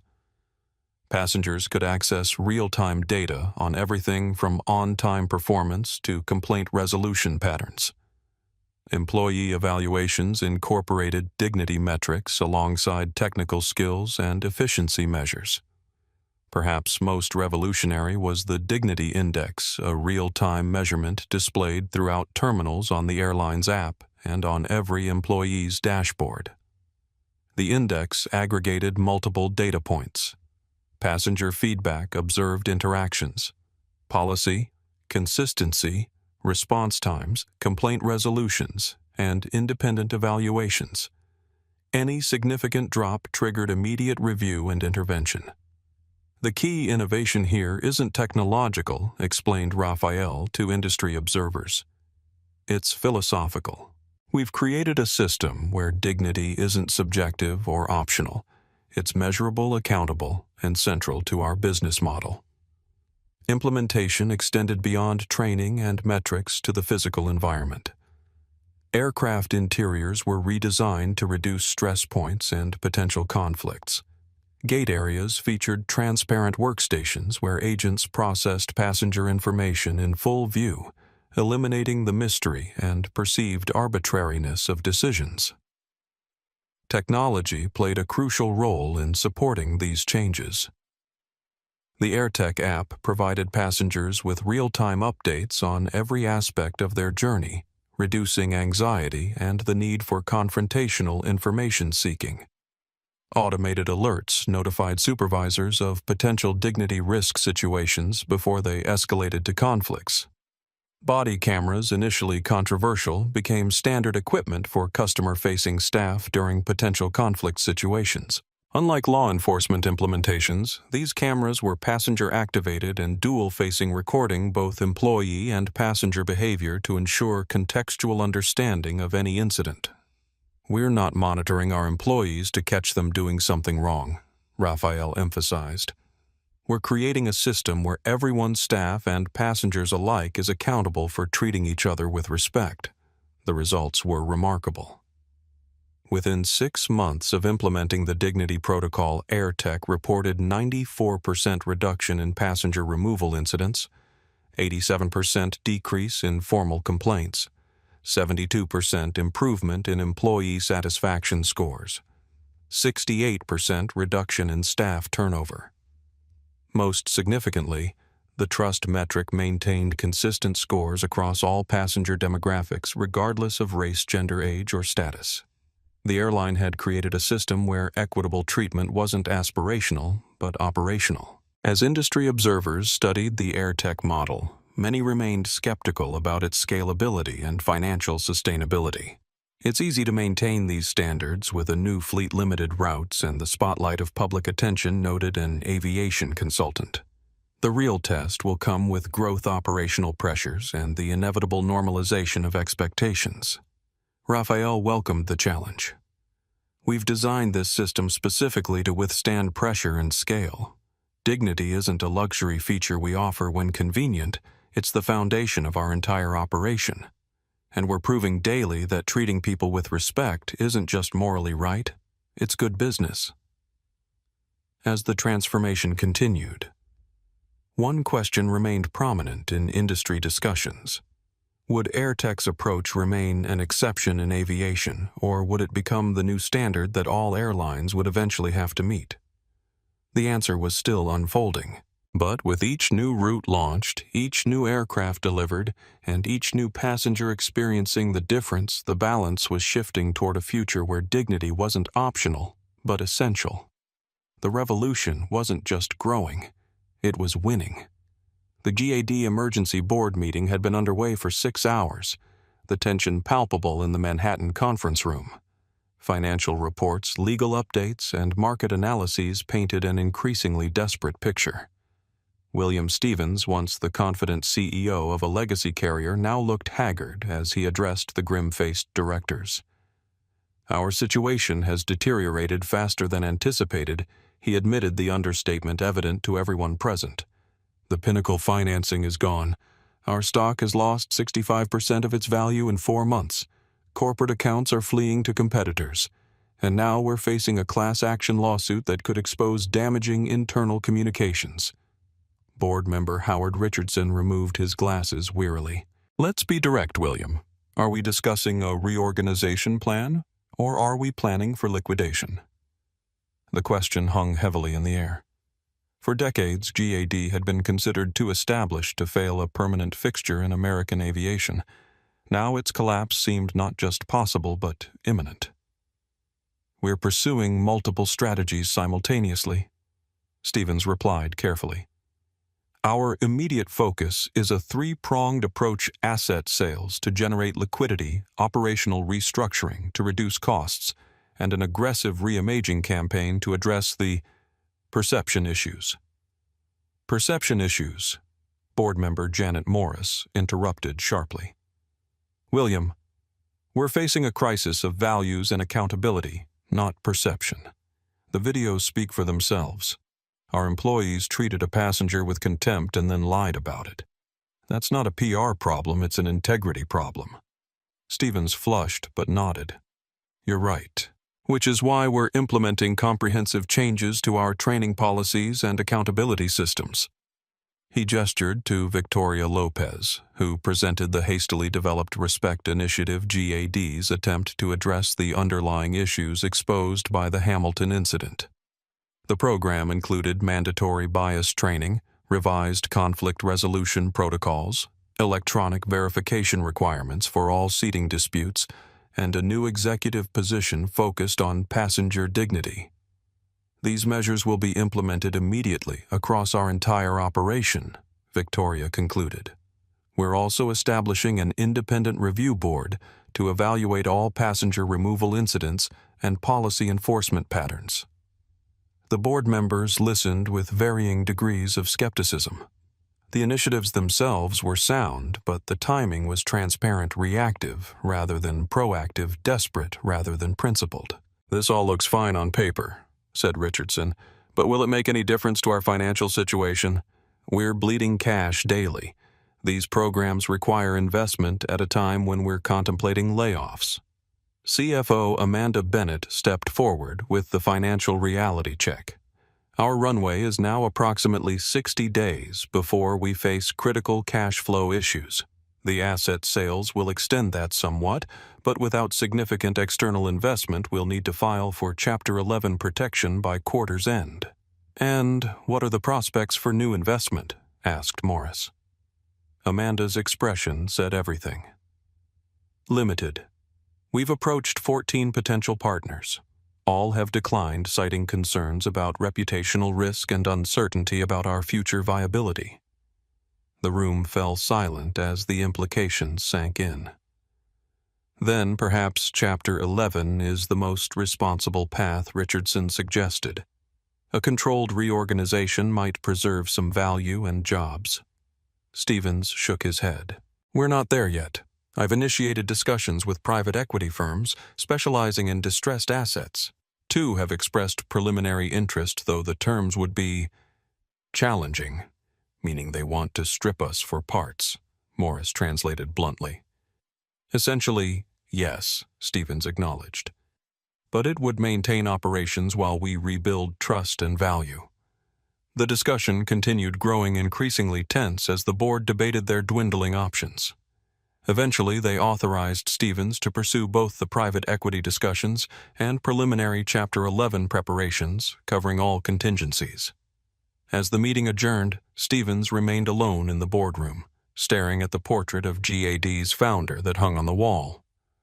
How had it come to this? A company with nearly a century of history, thousands of employees, millions of passengers potentially destroyed because of a single incident that exposed the rot beneath the surface. His phone buzzed with a news alert. AirTech announces expansion to 15 new cities, including key GAD hubs. The timing wasn't coincidental. AirTech was systematically targeting GAD's most profitable routes, positioning itself to capture market share as the legacy carrier faltered. Meanwhile, across the country, GAD's desperate measures were being implemented with varying degrees of effectiveness.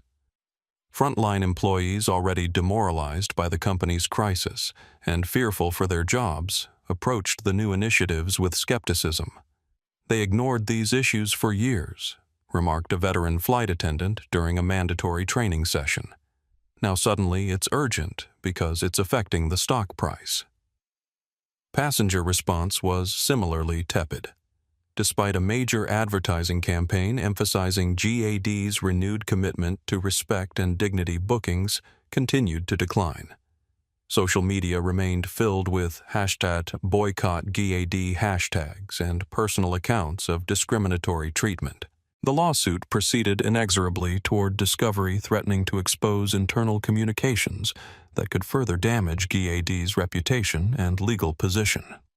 Initial document requests had sent the legal department into panic mode as they realized the extent of potentially damaging material in company records. As weeks passed, the spiral continued. Cost-cutting measures reduced service quality, further alienating remaining customers. Employee morale plummeted as layoff rumors intensified. Suppliers began demanding advance payment, sensing the company's precarious position. Most telling was the contrast with AirTech, whose expansion continued with remarkable precision and positive energy, While GAD struggled to convince passengers of its commitment to change air tech, simply demonstrated it through consistent, respectful service across all demographics. In GAD's executive offices, reality was finally setting in. This wasn't a temporary crisis to be managed or a PR challenge to be overcome. This was the beginning of the end for a company that had failed to recognize a fundamental business truth. Dignity wasn't an optional feature or a marketing slogan. It was the foundation of sustainable success. As Stevens prepared for yet another emergency meeting, he couldn't help but reflect on the cruel irony. The $5 billion they had lost from Pinnacle would have saved the airline. Now that same investment was funding their replacement, a company built from the ground up on the principles GAD had dismissed as secondary to real business concerns. The lesson was as expensive as it was clear, but it had come too late to save what was already broken beyond repair. The for sale sign had been in front of Megan Wilson's suburban home for 47 days. 3 price reductions had generated some interest, but no offers. As she stood in her kitchen sorting through yet another stack of unpaid bills, the reality of her situation was inescapable. Her phone buzzed with a text from her husband. "Any luck with the interview?" The hope in his simple question made her chest tight with anxiety. "No," she typed back. "They recognized my name. It had been 5 months since Flight 881, 4 months since her termination from GAD, and 3 months of increasingly desperate job searching." Her name and face featured prominently in news coverage and social media posts about the Hamilton incident had made her effectively unemployable in the aviation industry. She had tried everything applying to regional carriers, charter services, even airport retail positions. The result was always the same initial interest followed by sudden rejection once her identity was confirmed. No one wanted to hire that flight attendant from the GAD video. The financial consequences were crushing. Savings depleted. Credit cards maxed out. Mortgage payments missed. The career she had built over 15 years had evaporated overnight. But the personal consequences were even worse. Friends and former colleagues had distanced themselves, fearful of guilt by association. Strangers occasionally recognized her in public, leading to uncomfortable encounters. Her children faced questions and comments at school about their mother's role in the racist airplane incident. Megan had replayed that day countless times in her mind, examining her actions and motivations with painful honesty. Had she really misread the boarding pass? Or had she seen what she expected to see, a black woman who didn't look like she belonged in premium seating? The truth, when she finally admitted it to herself, was devastating. Her phone rang, interrupting her thoughts. Unknown number. Probably another collection agency. She answered anyway. "Is this Megan Wilson?" asked a woman's voice. "Yes," Megan replied warily. "My name is Jennifer Lawrence. I'm Dr. Vanessa Hamilton's executive assistant." Megan nearly dropped the phone. I don't understand. Why are you calling me?" "Dr. Hamilton would like to speak with you. Are you available tomorrow at 2 p.m.? The request was so unexpected that Megan could barely process it. "Speak with me." "About what?" "About opportunities at AirTech." "Innovation," Jennifer replied simply. "The new employee orientation program specifically. Dr. Hamilton believes your experience could be valuable in helping design training scenarios based on real situations." Megan sat down heavily. Is this some kind of joke? Not at all. Dr. Hamilton doesn't believe in punishment without purpose. She thinks your experience both causing harm and experiencing consequences could help create meaningful change in how airline employees are trained. The conversation continued briefly with Jennifer providing details for the video meeting. After hanging up, Megan sat motionless, overwhelmed by emotions she couldn't name. Was this mercy, opportunity, or something more complex? a chance to transform her worst mistake into something constructive. Across the country, different consequences unfolded for other key players in the incident. Captain James Foster had voluntarily surrendered his pilot credentials, choosing early retirement over the prolonged investigation into his role in the Hamilton removal. The decision brought financial hardship but personal relief. In a lengthy letter to Dr. Hamilton, which she read but never replied to, he had written, "I failed in my most fundamental duty to ensure justice and safety for everyone on my aircraft. The cost of that failure should be mine to bear, not yours."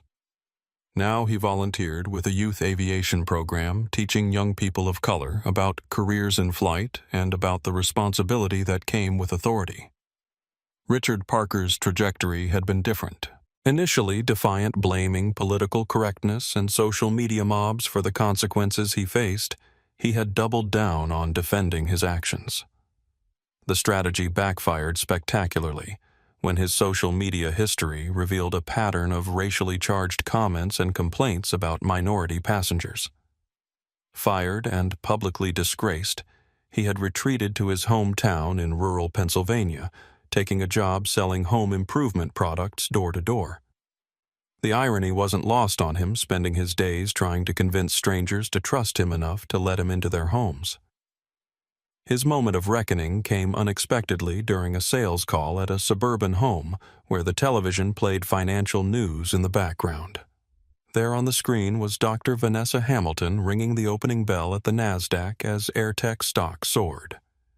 "That's the lady from that airline incident, right?" asked the homeowner, noticing Richard's frozen expression. "Yes," he managed to reply. "I was there. I was the gate agent who started it all." The homeowner's face shifted from interest to discomfort. "I think you should go now." As Richard gathered his samples, his hands shaking the full weight of what he had done, not just to Dr. Hamilton but to himself, his colleagues and 30,000 GAD employees who now faced uncertain futures, finally broke through his defenses. He wasn't just a footnote in someone else's story. He was the catalyst for a chain of events that had destroyed livelihoods, including his own. The transformation wasn't limited to those directly involved. Lydia Rodriguez, the passenger who had tried to defend Dr. Hamilton, found herself unexpectedly elevated to advocate and consultant. After her video of the incident went viral, she had been invited to share her perspective on various news programs. This led to speaking engagements on bystander intervention and eventually a role with AirTech's training program, helping employees understand how to recognize and address discrimination in real time. The lesson I learned that day, she often told new hires, is that silence isn't neutral. When we see injustice and say nothing, we're not staying out of it, we're supporting it through our inaction. For Andrew Donovan, the passenger who had claimed Dr. Hamilton's seat, the consequences were less visible but equally profound. No viral videos had captured his face clearly. No news reports had identified him by name. He had escaped public accountability but not private recognition of his role. When GAD filed for bankruptcy protection 6 months after the incident, Andrew lost his executive platinum status, his accumulated miles, and his sense of entitlement to preferential treatment. As he adjusted to flying on various airlines as a regular passenger, he found himself hyper-aware of how crew members treated customers of different backgrounds, and increasingly uncomfortable with the disparities he now couldn't help but notice. The most meaningful transformations, however, occurred in the countless employees and passengers who had witnessed the incident directly or through media coverage. For them, the Hamilton removal became a reference point, a case study in consequences, a reminder that dignity wasn't an abstract concept, but a practical necessity with real-world implications.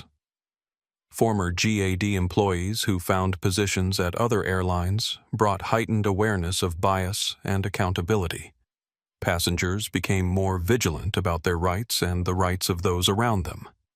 Industry professionals incorporated the lessons into training programs and operational protocols. The ripple effects continued to spread, touching lives and changing perspectives in ways both measurable and immeasurable. One incident had catalyzed a reckoning that extended far beyond the individuals directly involved. For Megan Wilson, sitting in her kitchen with the phone still warm in her hand, the unexpected opportunity from Dr. Hamilton represented something profound, not absolution, but the possibility of purpose arising from pain. The chance to transform her worst professional moment into a teaching tool that might prevent others from making similar mistakes. As she typed a response accepting the meeting invitation, she felt something she hadn't experienced in months: hope. Not for restoration of what was lost, but for creation of something new from the hard lessons she had learned at such tremendous cost. The individual consequences continued to unfold, each person carrying forward their part of a story that had become larger than any of them, a story about power, dignity, accountability, and the true cost of treating people as less than they deserve. 6 months after the partnership announcement, AirTech Innovation had transformed from a promising regional carrier into a major industry player. The statistics told part of the story. Fleet expanded from 30 to 112 aircraft routes, increased from 24 to 87 cities. Employee base grew from 1,200 to 11,500. Market share rose from 2% to 17% nationally. Customer satisfaction scores led the industry at 94%. Stock value increased to 48% since initial public offering. But numbers alone couldn't capture the full extent of the transformation. The real story was in the experiences of passengers, employees, and the industry at large. At Chicago O'Hare Terminal 3, once a GAD stronghold, travelers now queued at AirTech gates drawn by competitive fares and revolutionary service standards. The physical space itself had been redesigned. Gone were the imposing counters and barriers that created artificial distance between staff and passengers. Instead, open podiums and transparent workstations made every interaction visible and accountable. Gate Agent Supervisor Jason Martinez, a former GAD employee of 15 years, observed the operation with pride. The difference isn't just in the procedures, he explained to a group of new hires. It's in the entire philosophy. At GAD, passengers were problems to be processed. Here, they're partners in creating a positive experience. He pointed to the large digital display showing real-time trust metric data for the terminal. See how that number responds immediately to passenger feedback. That's not just information, it's accountability in action. Everyone from me to the CEO knows exactly how we're doing minute by minute. The new hires, a diverse group including several former GAD colleagues, nodded with understanding. They had all completed the immersive dignity protocol training, experiencing firsthand what it felt like to be dismissed, doubted, or discriminated against. The lesson had been powerful and lasting. One more thing, Jason added. In your welcome packets, you'll find information about our monthly reflection sessions. These are open forums where we discuss challenging interactions, near misses, and lessons learned. Total honesty, no repercussions. The first rule of dignity is acknowledging when we fall short. This commitment to continuous improvement extended throughout the organization. AirTech had pioneered what it called dignity audits, regular assessments of how consistently respect and fairness were applied across passenger demographics. The results were published publicly, creating unprecedented transparency in an industry traditionally protective of creating unprecedented transparency in an industry traditionally protective of its internal metrics. Industry publications that had initially viewed AirTech's approach with skepticism now featured regular analyses of its success. Aviation Week's cover story. The Dignity Dividend detailed how AirTech's focus on respectful treatment had translated into tangible business advantages: lower legal expenses from passenger complaints, reduced security and law enforcement interventions, decreased employee turnover and training costs, higher crew productivity and morale, premium pricing power due to superior customer experience. Meanwhile, GAD's decline continued inexorably.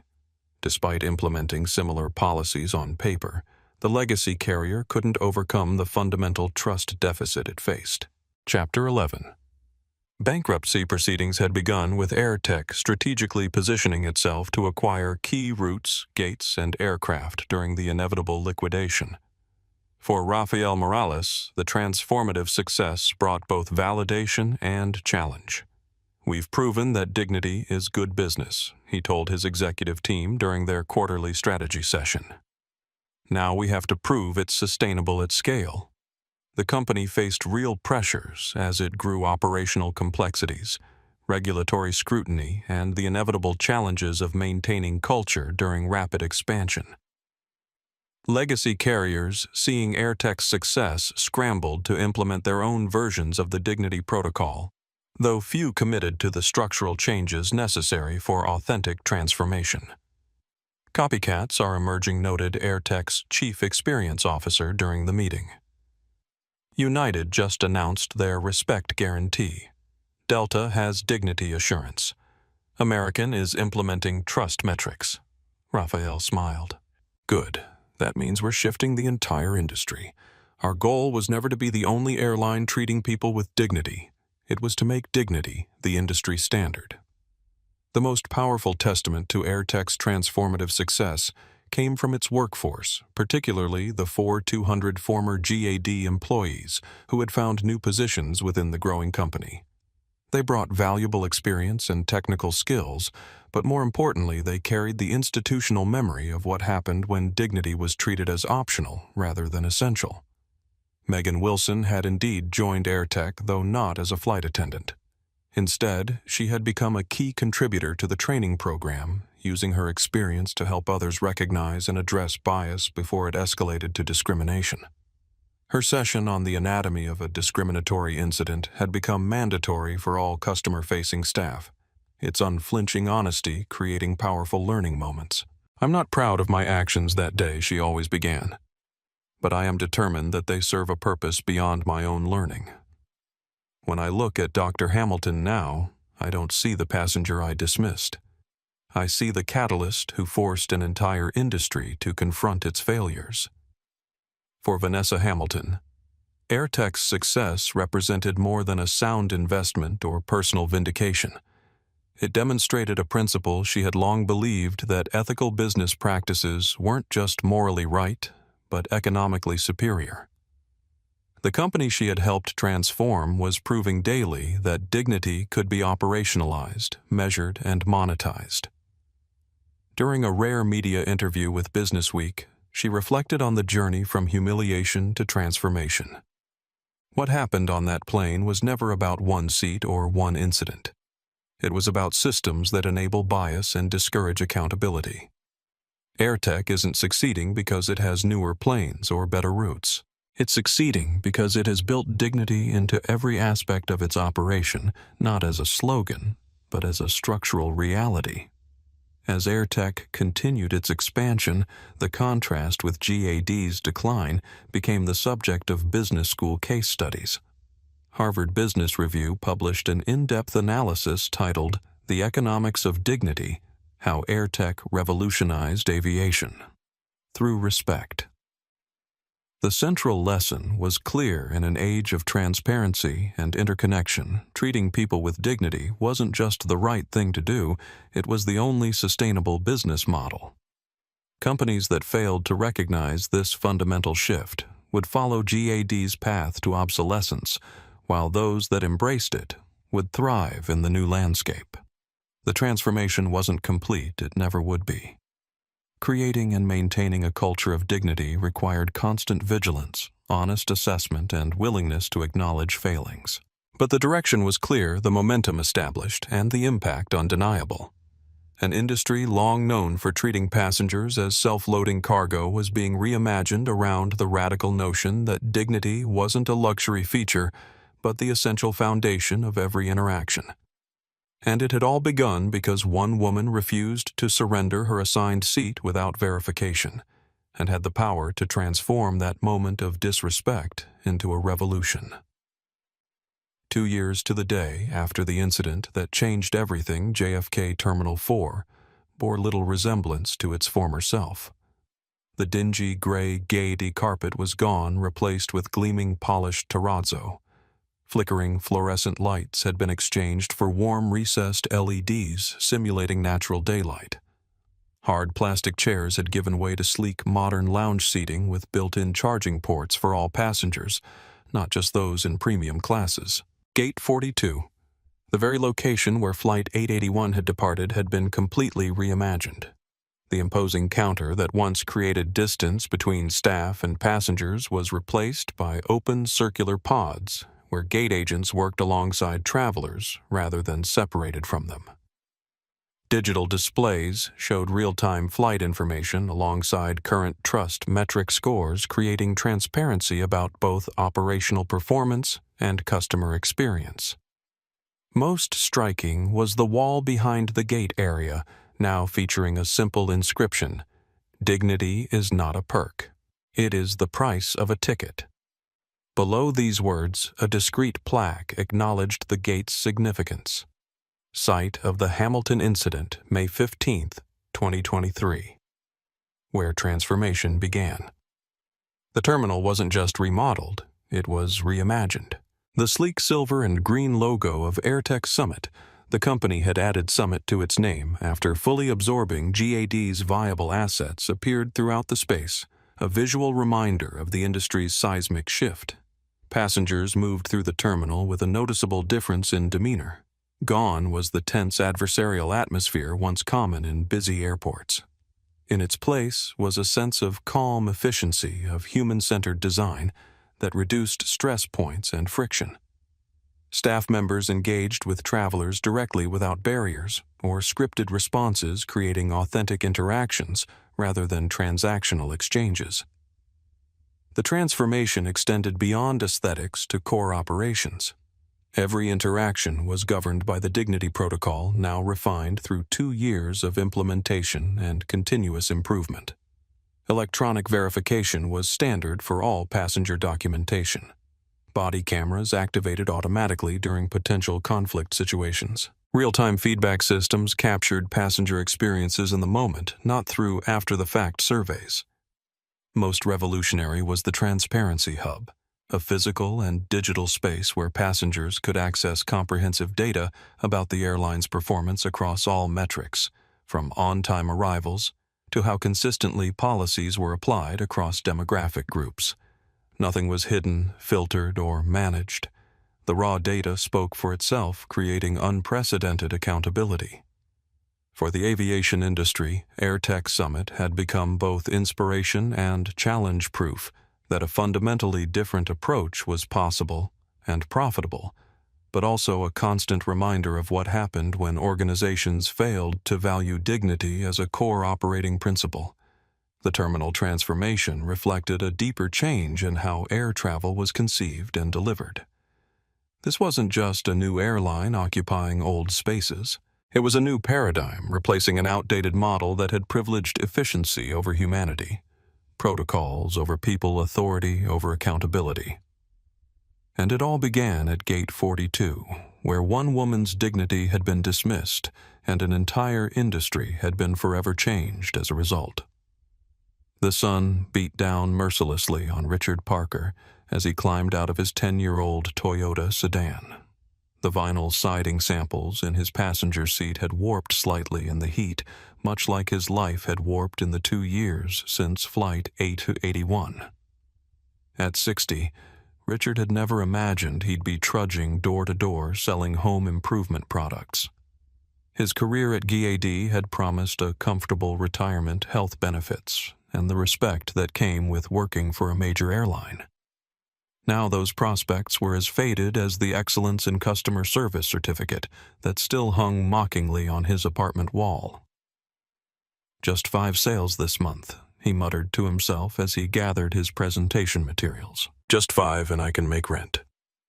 The pressure squeezed his chest as he approached the suburban home, rehearsing his pitch for the 100th time. The couple who answered the door, mid-50s, comfortable but not wealthy, invited him in with the polite disinterest of people who had no intention of buying anything. The husband half-watched a financial news program, while the wife listened to Richard's increasingly desperate presentation. And the beauty of the everlast line he was saying, sweat beading on his forehead, is the 30-year warranty. You will never have to paint again. The husband grunted, clearly bored. Richard felt his chances slipping away with each passing moment.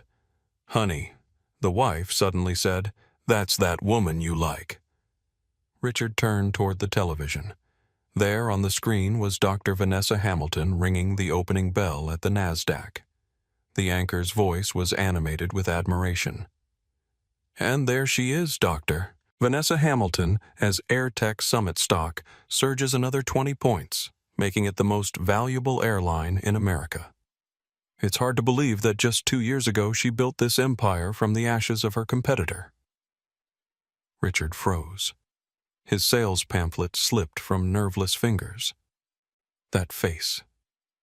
He saw it in his nightmares, still the calm, collected woman who had looked at him as he sneered about her not looking like a premium passenger. The woman whose dignity he had casually dismissed with a gesture and a comment. The woman who had in turn reshaped an entire industry because of that moment. "I love this story," the wife said to her husband. "This is the lady who was dragged off a GAD flight, right?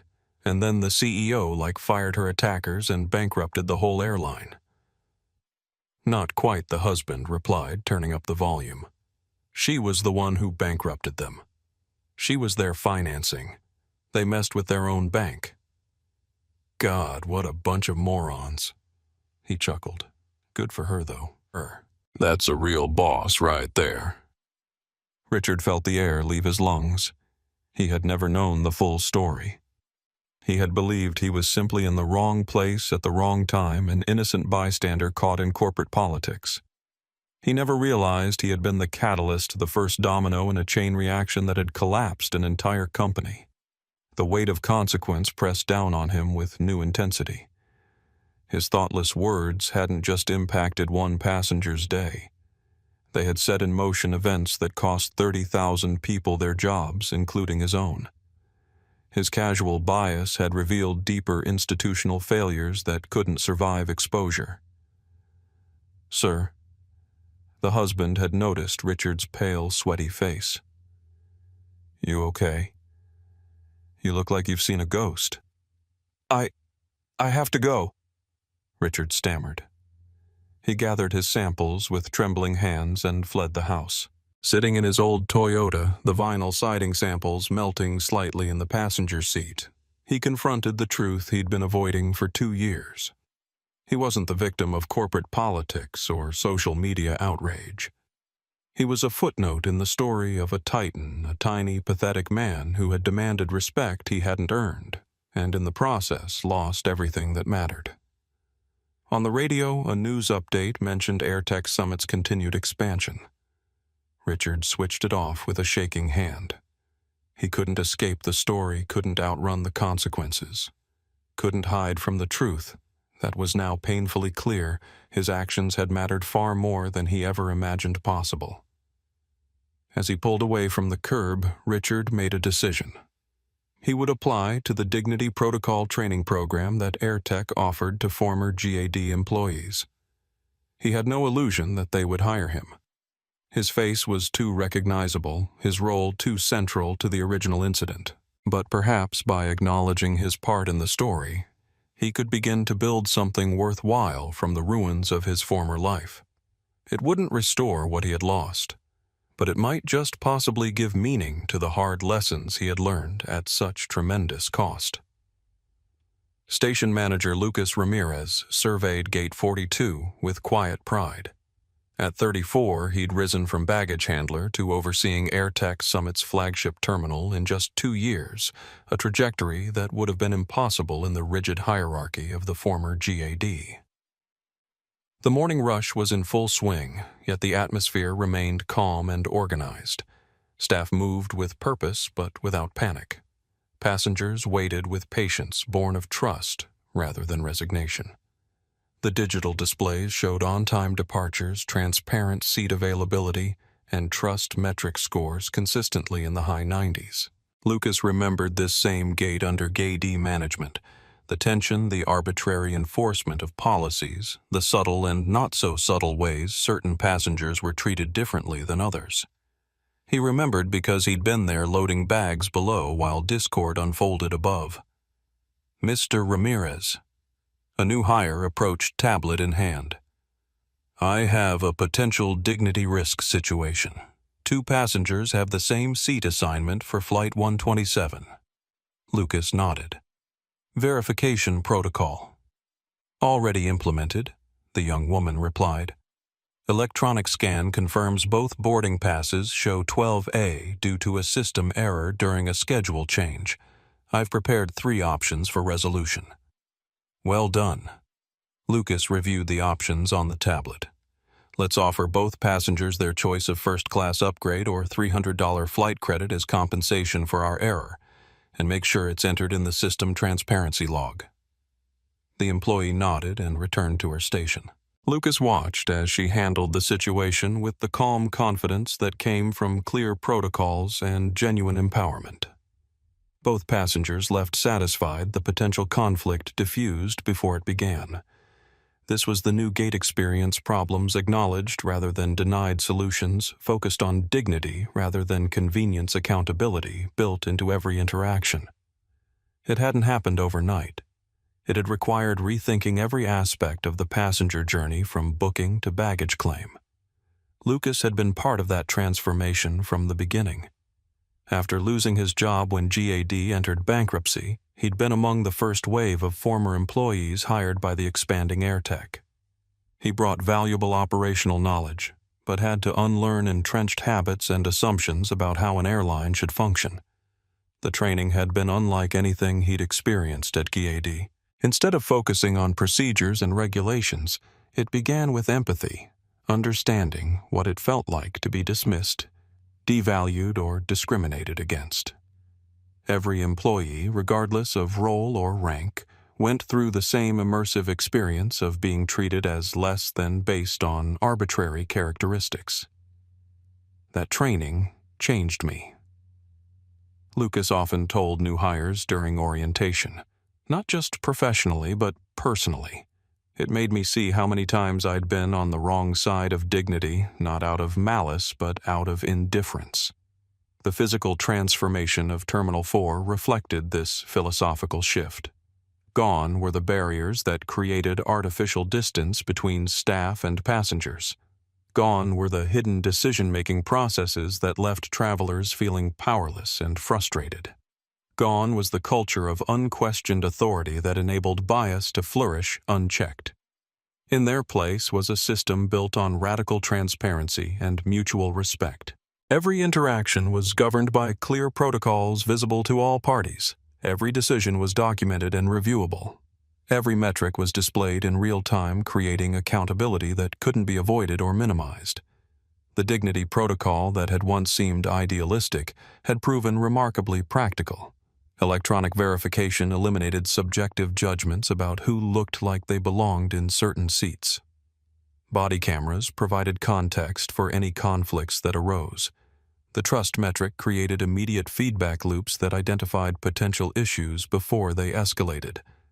Most importantly, the entire system was designed to evolve rather than rigidify. Regular dignity audits assessed how consistently respect and fairness were applied across all passenger demographics. Employee forums encouraged honest discussions about challenges and failures. Passenger feedback was integrated directly into operational improvements. For Lucas, the transformation was deeply personal. He had been working as a baggage handler the day Dr. Hamilton was removed from Flight 881. He had retrieved her confiscated luggage, seen her name on the tags, and realized with growing horror who had been mistreated. He'd tried to report the incident to management only to be told to stay in your lane. When GAD collapsed, he'd kept the baggage tag as a reminder of what happened when power went unchecked. Now, 2 years later, he oversaw the very gate where it all began. Every decision he made, every employee he trained, every system he implemented was informed by the lessons of that day. Not as abstract principles, but as lived experience of how quickly dignity could be stripped away, and how completely an organization could unravel when that happened repeatedly. As Lucas continued his morning rounds, he paused to assist an elderly passenger struggling with the check-in kiosk. The interaction was brief, but genuine human connection rather than processed efficiency. This, too, was part of the new gate experience. Moments of authentic engagement replacing transactional exchanges. "Thank you, young man," the woman said as he completed her check-in. "You know, I used to dread flying. Now I actually look forward to it." Lucas smiled. "That's the highest compliment we could receive." As he returned to his station, Lucas reflected on the journey from baggage handler to station manager, from a system built on authority to one founded on accountability. The transformation wasn't just professional, but personal, a daily recommitment to seeing people as people, not problems or procedures. Gate 42 had once been the site of humiliation and injustice. Now it stood as a testament to what was possible when dignity became not just a value, but an operational reality. The new gate experience wasn't perfect. Nothing involving human interaction ever could be, but it was fundamentally different in ways that mattered deeply to everyone involved. And it had all begun because one woman refused to be dismissed. One company refused to compromise, and an entire industry was forced to confront its failures head-on. Dr. Vanessa Hamilton stood by the window of Terminal 4 watching AirTech Summit's A321neo being serviced on the tarmac. She was dressed as always in her travel uniform, a simple black hoodie, black joggers, and comfortable sneakers. The absence of designer labels and executive accessories remained her preference, a quiet reminder that dignity wasn't determined by appearance. 2 years had passed since she'd been forcibly removed from Flight 881. 2 years of transformation, rebuilding, and reimagining what air travel could be.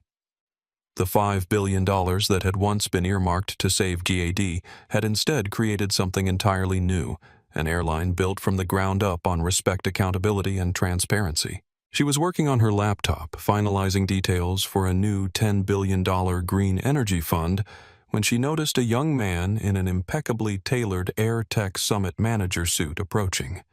His movements were hesitant, his face a mixture of terror and awe. "Dr. Hamilton," he began, his voice cracking slightly. "Ma'am." Vanessa looked up, her expression neutral but polite. "My name is Lucas Ramirez," he said. "I'm the station manager for Terminal 4.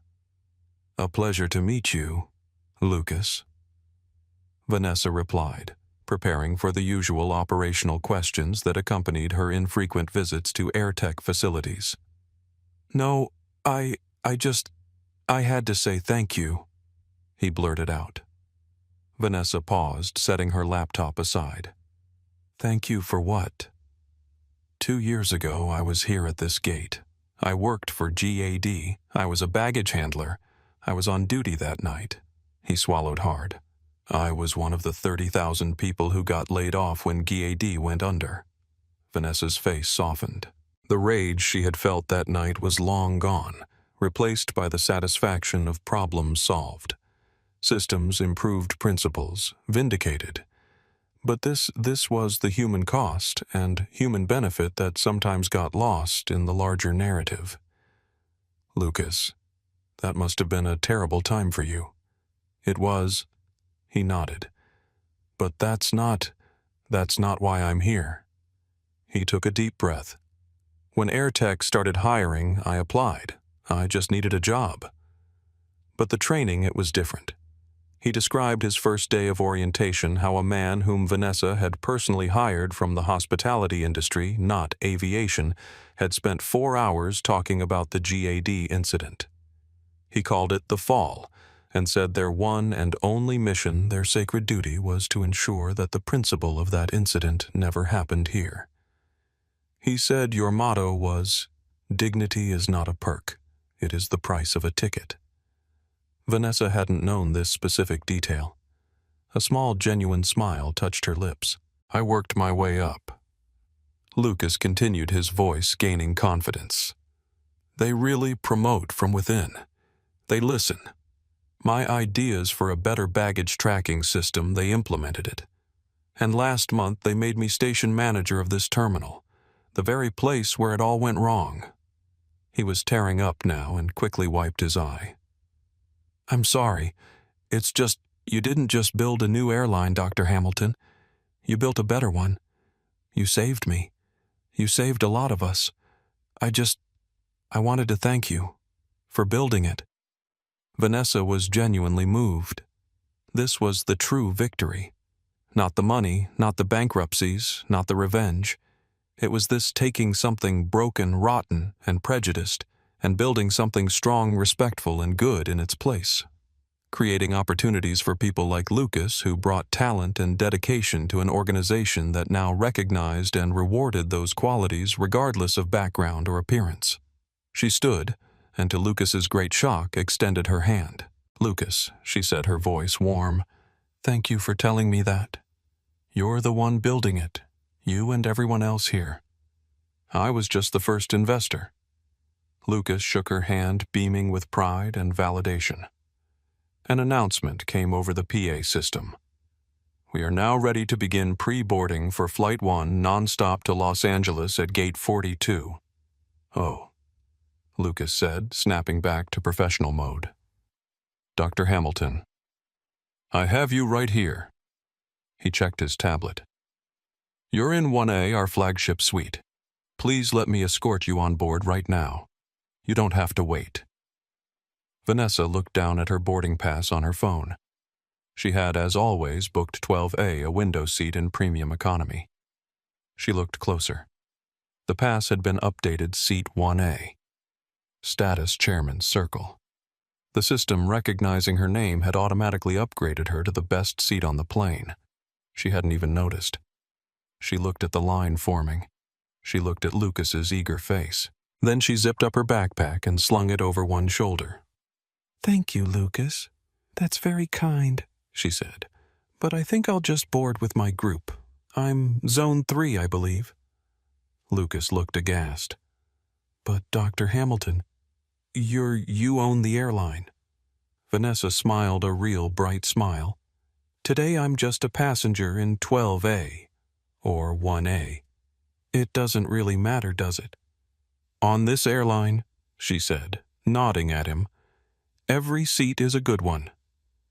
She stepped into the Zone 3 line right behind a young family struggling with a stroller. She blended in. She was just another passenger going home. But as she walked down the jet bridge, Lucas and his entire gate crew watched her go. They didn't just see a passenger. They saw the ghost and the phoenix of Gate 42. The woman who had been dragged off a plane only to return as the woman who had built a better one. She didn't need to cut the line. She already owned the destination. As Flight 1 prepared for departure, Vanessa settled into her seat, 1A, as Lucas had insisted despite her willingness to remain in economy. The cabin of the A321neo reflected AirTech Summit's philosophy in every detail: spacious seating for all passengers, not just those in premium classes. Transparent dividers rather than curtains between sections. Technology that enhanced human connection rather than replacing it. A young flight attendant approached her movements precise but natural, her smile genuine rather than practiced. Dr. Hamilton, she said, welcome aboard. Vanessa thanked her, expecting the usual pre-departure routine. Instead, the young woman hesitated, then spoke in a quieter voice. My mother was a GAD flight attendant for 20 years, she said. She was fired for reporting discrimination against passengers.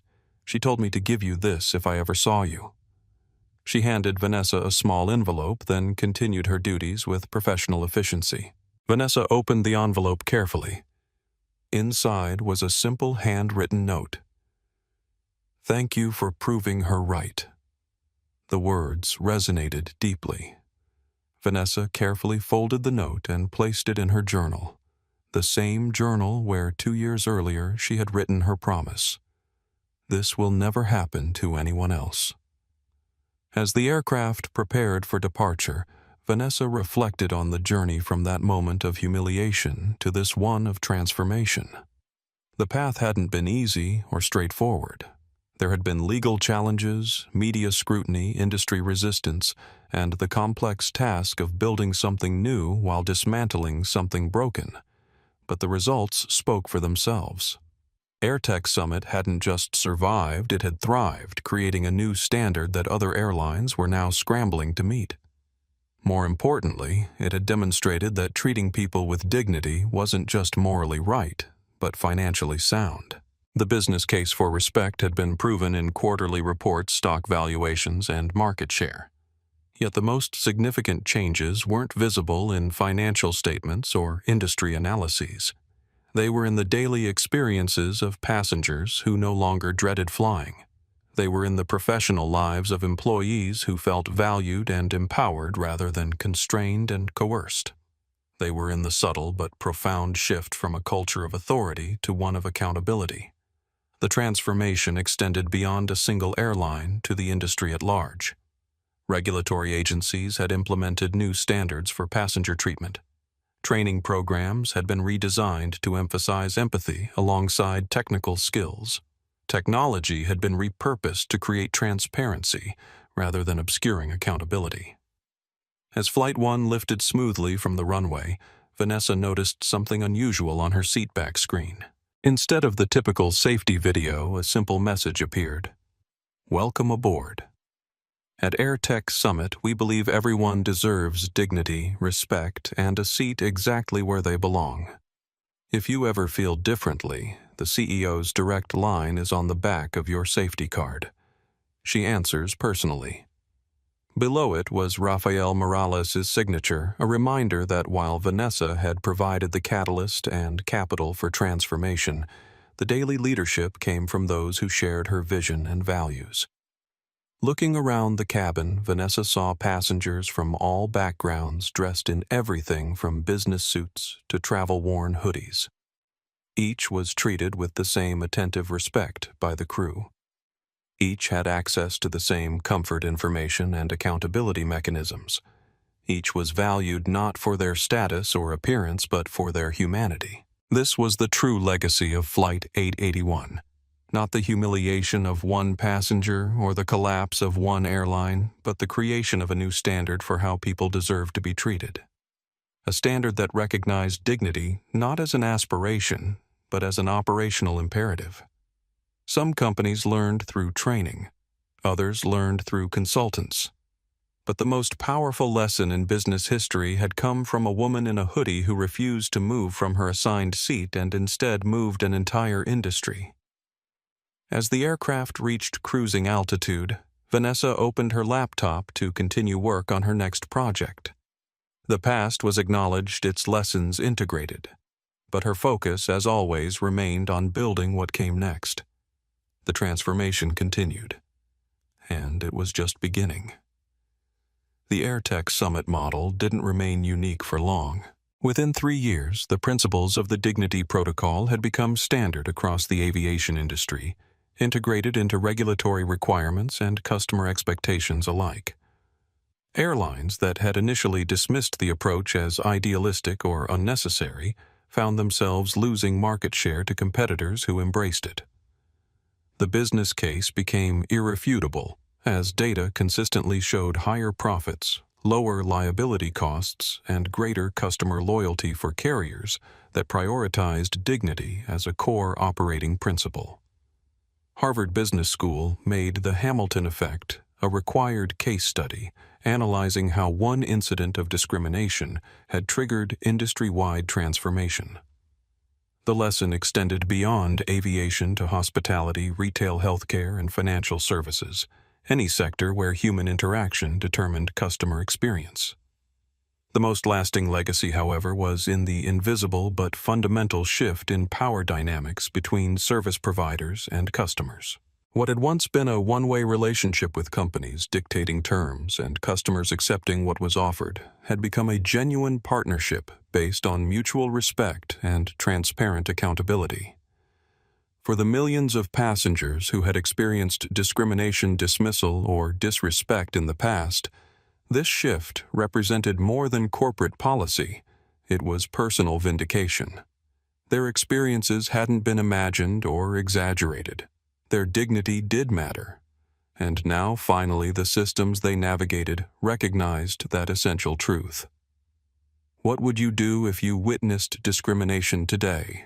Would you speak up, record what you saw, stand with those being mistreated, or would you remain silent, telling yourself it wasn't your problem or your place to intervene?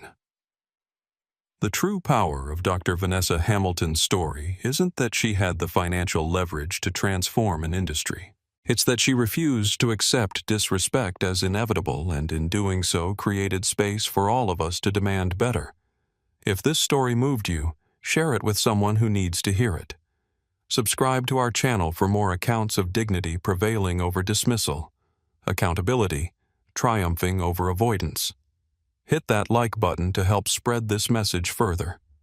Because the revolution that began at Gate 42 continues with each of us in everyday moments when we choose respect over convenience, truth over comfort, dignity over discrimination.